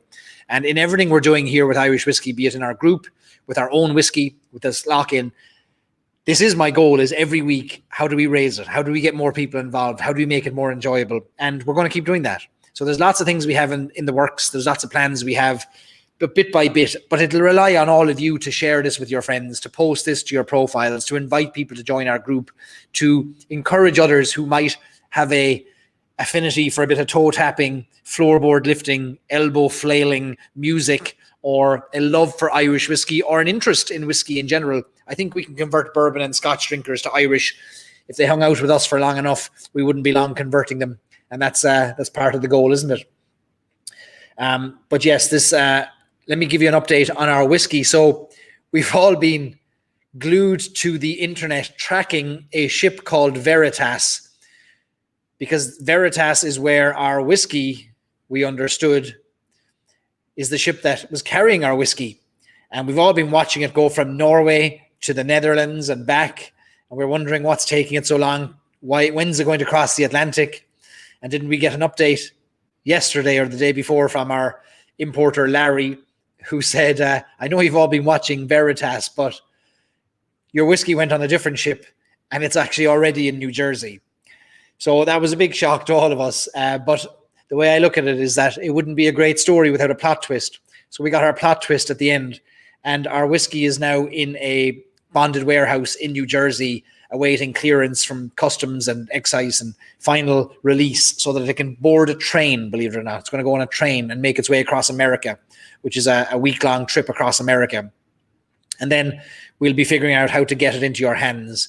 I'm trying to organize an event to coincide with the launch, obviously, which is an important thing, so that we can all get to taste it. We will do this, but I'm trying to work out the optimal scenario for that. So I leave for Ireland on Tuesday morning, and Ireland is heading into a lockdown.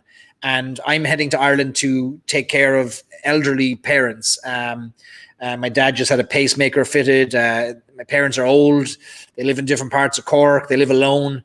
And I'm going back to spend as much time as I can with them. And so even in lockdown, I'll be able to do that. I won't be socializing or visiting anywhere except my parents. And we'll be quarantining for 2 weeks, Mrs. Stories and Sips and I, when we get there. So we fly in on Wednesday or Tuesday. We land on Wednesday. And then we're heading to West Cork to an Airbnb, a remote Airbnb for 2 weeks where we won't see a soul. Want to abide by all of the rules and the regulations in Ireland. And then after 2 weeks is up, we'll then head to Cork to Cove and Youghal to see my family, my parents. So the trip is still going ahead, and our lock-ins will continue. So the lock-ins next Friday night will happen from my Airbnb, which will also be live streaming from the Shamrock Club in Columbus, which I'm really excited about. So there's a big group coordinating a massive outdoor in-person event in Columbus, Ohio, in the Shamrock Club. And I recommend that you, if you're in the Ohio region or area, you check out the Shamrock Club of Columbus, check out their Facebook page, check out our Facebook group, Irish Whiskey Fans of America, and you can find more details there of that great event. There'll be music as well. We've raised the bar tonight with the music. I've no doubt the Shamrock Club won't let us down. And if they do, we'll just never talk to them again, and we'll never go back, and we'll ban them all from our group. It's very simple here. After that, we, depending on what stage of lock-in Ireland remains in, will dictate what I can do. I have some potential lock-ins to happen from distilleries in Cork, but that may not go ahead. We're going to abide by safety and health regulations and advisories first.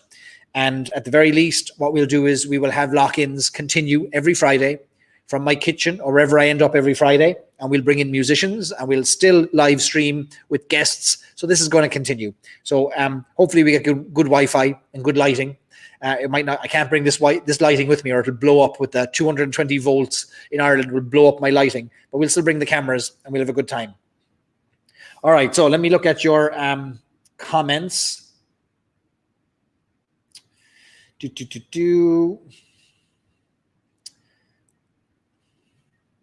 All right. Yeah, classic diversionary tactic to throw off the pirates. The ship going. Apparently, our cargo is consolidated in a container in Liverpool, and then we're all watching one ship while the other one sneaks across the Atlantic. Very, very clever. Very, very clever. All right. So the last whiskey we are onto, and I'll look at your comments as we go, is this incredible Redbreast single pot still, 17-year-old from the Palace Bar. For those of you who have been to Ireland, who've been to Dublin, who are whiskey fans that have done your whiskey tourism in Dublin, you can't have missed the Palace Bar. It is an incredible venue. Let me put up a picture here so you'll know what it looks like. And we'll talk about this incredible location. So the Palace Bar is a institution. Let's be honest. It's an institution in Ireland. It has been around for almost 200 years. And the Palace Bar today is run by Willie Ahern and his family, the Ahern family. Willie's father has ran it before Willie did. And it's an institution. It's got a long history in the whiskey world in Ireland too. And for many, many years, the Palace Bar bottles their own whiskey back when distilleries were selling by the cask and letting grocers and publicans and undertakers and bonders bottle their own whiskey. The Palace Bar would have had their own whiskies, and for many generations they released and they bottled their own whiskies. And that died out with the I suppose the downturn of Irish whiskey in the 1930s, 40s, 50s. And then back in a few years back, I think it was 2012, the Palace Bar released their first sourced whiskey, their own bottling, and then they became the first bar in Dublin to release their own single cask Redbreast in 2018, and release it they did to enormous fanfare. And Willie is a great supporter of the Irish whiskey industry. He's part of our group as well. He's part of our audience here, and Willie was sharing the fact that we're going to be drinking his whiskey. He was sharing it on social media during the week, and a legendary character in the world of Irish whiskey and the pub world. Now, the pubs are going through a terrible time in Ireland, as we all know. Pubs all over in America and all over are going through a terrible time, and sadly, the Palace Bar is not immune to this. For now, they're serving a number of people outdoors. I think they can seat a maximum of 15 on their little patio, which isn't a patio, but it's the the footpath, the sidewalk on Fleet Street in Dublin, just on the outskirts of Temple Bar.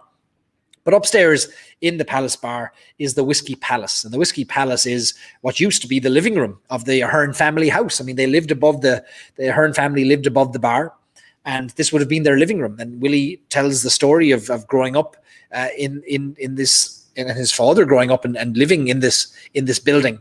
And today it is a remarkable whiskey destination, more than 300 whiskies on the shelves, a real kind of a mecca for whiskey fans. And it's always the party after Whiskey Live in Dublin. So for the last couple of years that I've been going to Whiskey Live, there's always the party within the party that you want to find out where is it. The Palace Bar typically is the one to host that. So there's always a mad dash after the second night of Whiskey Live to make it to the Palace Bar. And the goal is to get into the corner seat.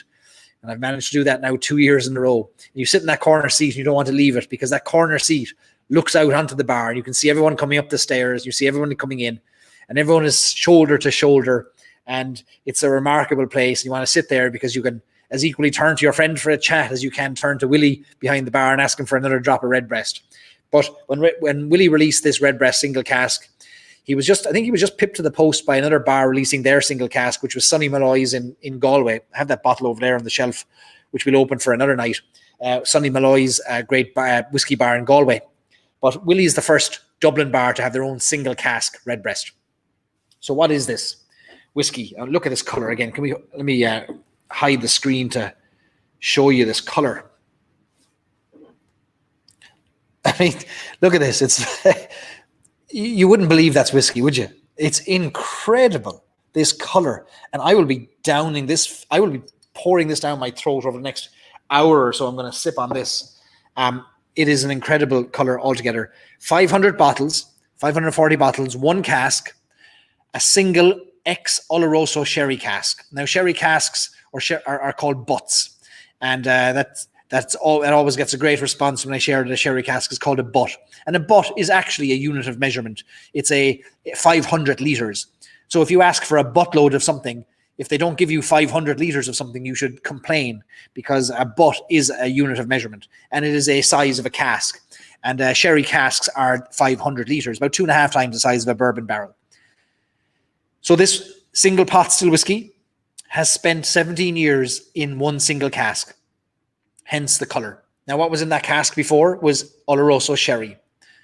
And this is, there are no words to describe this particular whiskey. And there are many in Ireland who collect the single casks from the different Redbreast releases. And the Palace Bar Redbreast is regularly spoken about as being one of the most enjoyable, one of the most flavorful, one of the most incredible of the single casks that have ever been released. And on the nose, it's like I don't even want to talk. I just want to weep gently in pleasure, because on the nose of this is something very special indeed. Oh, it is stewed raisins and prunes and dates and figs and oily sherry and vanilla and oak on the nose. And it is like,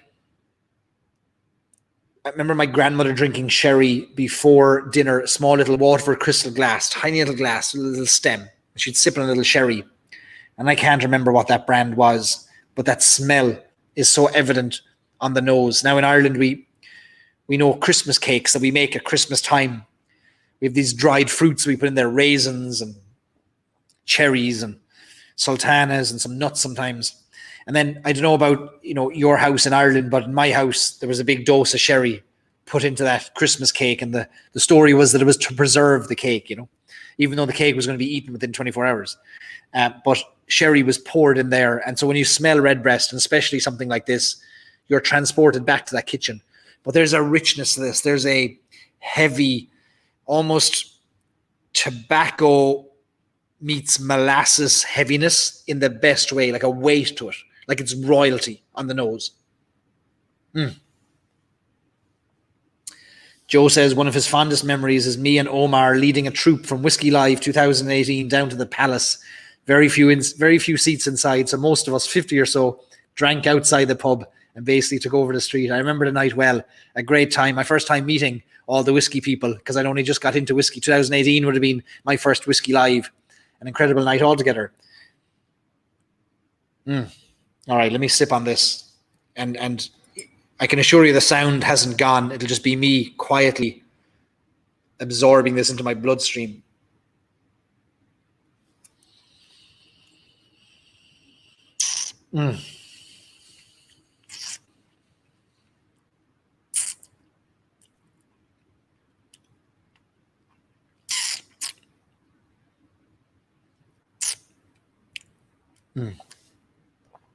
Absolutely mind-blowing. Isn't it a gift to us that this much flavor can come from a whiskey? That we get to crack open, if we're very lucky, a bottle like this, almost 60% alcohol by volume or 120 proof, 59.7, yet you wouldn't know it. But you feel this wonderful heat that doesn't in any way feel harsh. But what you're drinking there is like treacle, dried fruits, stewed fruits. If you left a plum a day too long and you bit into it, that moisture that's bordering on fermentation in the best way is so evident in this Redbreast, the Palace Bar. And it is an absolute travesty that we're at the end of it. But I bought this in 2018, that night, that very night that we were over there, that Joe mentions is the night I bought this Redbreast. And bottle 240 of 540. Cask number 18831. So it's pretty rare to see all sherry casks, because good sherry casks will have a tremendous contribution to the whiskey. Bad sherry casks to absolutely ruin and destroy a whiskey. But what an incredible privilege it is to taste this. And James wants to know if I'll share this with Mrs. Stories and Sips. You know, I would, except she's in Ohio and I'm in California.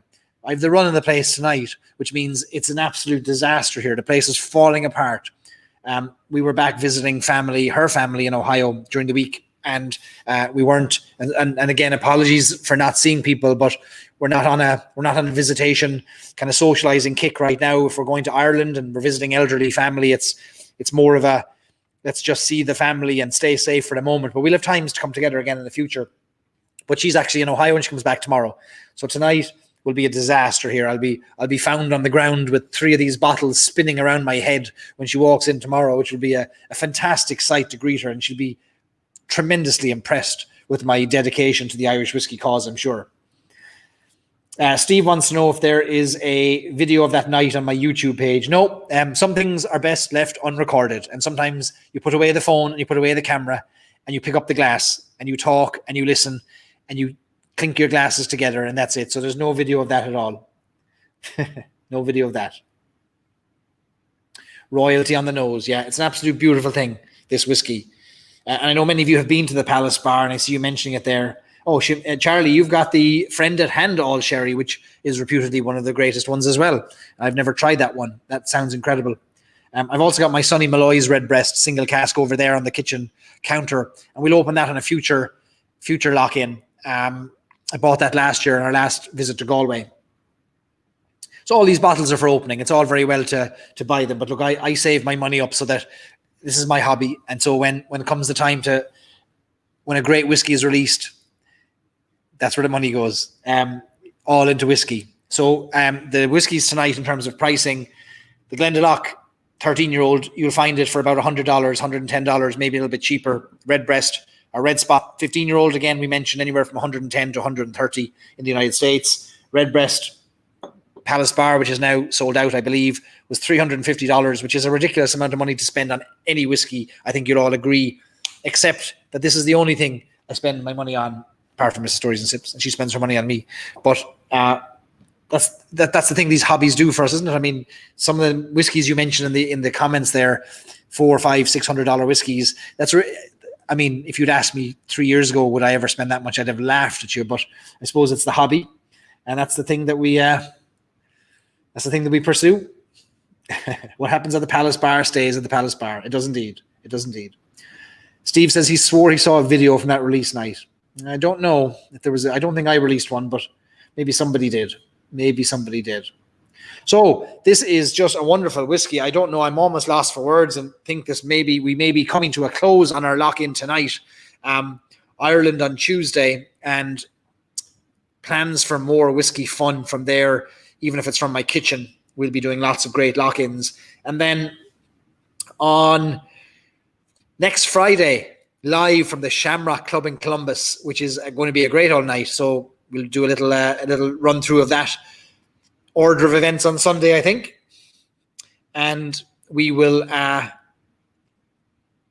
looking forward to that. So I know many of you from Ohio will be there, and some of you are going from Michigan and from Indiana, believe it or not, to drive to Ohio for this lock-in. It's the first official meetup of the Central Ohio chapter of the Irish Whiskey Fans of America. So if you're in any other parts of America and you want your own little chapter, sure, look, we can help you set that up and maybe give you a Facebook page and then be a sub-chapter of the Irish Whiskey Fans of America Facebook group. And then all you have to do is meet, enjoy whiskey, and maybe if enough of you come together, you'll get a musician and we'll live stream from your little chapter as well. Paul says it's too early to be leaving. And Richard says, plus the turtleneck budget. Yeah, you'll notice that it's a huge turtleneck budget for my one single turtleneck that I have. Mrs. Stories and Sips isn't here now tonight, so I can mention that I used to have two turtlenecks. One was a lovely navy blue turtleneck, and she was doing the laundry one day. We split the laundry lest there be any accusations of sexism, but it was her turn to do the laundry, and she brought the laundry out of the dryer, and I could see her face go pale, and she held up this my navy blue turtleneck, and it was about the size of the glass, and she said, "There's no chance that'll still fit you, is there?" I said, "There's not," and she was devastated. Oh, she was destroyed. God love her. She was very upset at the thought that she had ruined half of my turtleneck collection. I wasn't half as annoyed or upset as she was, but I can never mention it when she's in the room, or she'll just stare with big eyes like, "I'm so sorry." So I might pick up another turtleneck when I go back to Ireland to replace it. All right, so ladies and gentlemen, I'm just going to sip on this whiskey in the dark room here, and I'm going to enjoy it, and I'm going to think about my trip to Ireland, and I'm going to plan it, and I'm going to wrap up my lock-in here for tonight. A little bit shorter than usual. We normally go to 3 hours, but I think we had a good night. We had a great band join us. We didn't expect it. Great group trad session that we had with Pauline and the great crowd in the house in Chicago, and we'll have more for them in the future. And we're building up our connections and our community of musicians as much as we are building up our community of Irish whiskey fans. So expect to see lots more from the world of Irish music over the next few weeks and months as well. And for those of you that are in Ohio, we've started to work more closely with the distributor for all of the Irish distillers products, Middleton and Powers and Red Spot and Green Spot and Redbreast, etc. And expect to see some events tailored to Ohio. And I know many of you who join from different parts of America are awfully upset at the attention Ohio gets. And the reason Ohio gets attention is, well, first of all, I lived there for so long that I built up connections with distributors of Irish whiskey in Ohio. But more so, Ohio distributors are actively investing in the growth of Irish whiskey, and some states aren't. And some states are sitting back and depending on the growth or the existence of Jameson as the moneymaker. In Ohio, they're very focused on growing the Spot range of whiskies and the Middleton range and the Redbreast range. And so we're going to do some really exclusive events online for Ohio. And you're going to be the first to hear here that there will be an exclusive Ohio-only newsletter each week. There'll be Ohio giveaways, and there'll be Ohio events in person in bars. Whether I'm there or not, there'll be Ohio events. So in the next 3 weeks, we'll kick that off in the first week of November. You'll see more exclusively for our Ohio audience. And if you're in different states and you're upset about that, why don't you share details of this with your liquor store and ask them who the distributors are and say, we want Barry to do events in New Jersey or New York or Louisiana or wherever you are. And that's how it happens. It's just through connections and people knowing what we do, and hoping that we can find more ways to get out to California and other states. Even though I'm in California, it's just tough to get connections and get the right people to do things. And plus there's only, let's be honest, so many hours in the day, but we'll do as much as we can to promote Irish whiskey. All right, so Richard says it's not a Stories and Sips stream without an owl triangle to sing us out. Kieran's going to put the New Jersey lads on it. I trust you. All right. The old triangle has to sing us out. But can we just again pay homage to the color of this Redbreast? I mean, it's not even funny, is it? How it's just ridiculous. It's just ridiculous. Thanks all for the best wishes and for the safe travels. I will connect with you all again from Ireland. And I'm sorry that I can't meet more of you when I'm there. It's just not an ordinary trip, and I know you all understand that. Just like our Ohio trip wasn't an ordinary trip. But look, when the time is right, won't we all meet in person again? And we look forward to that. All right, the old triangle. So I'll take a sip of this first.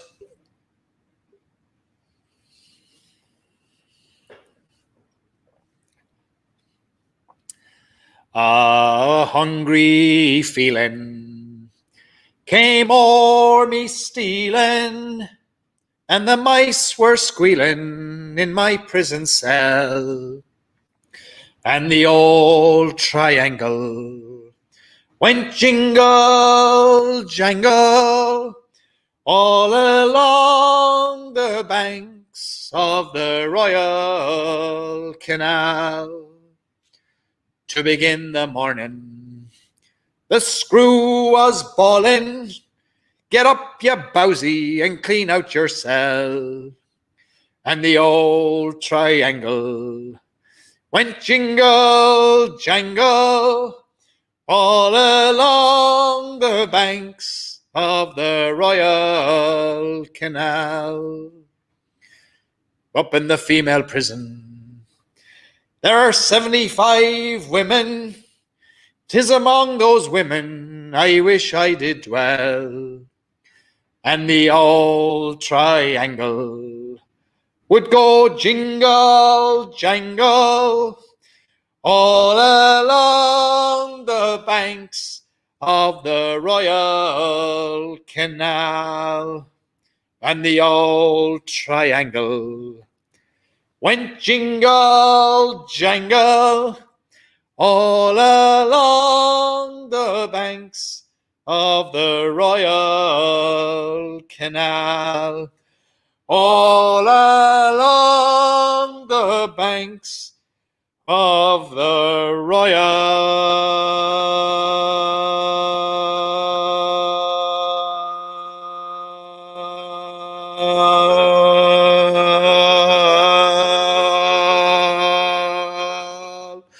Canal.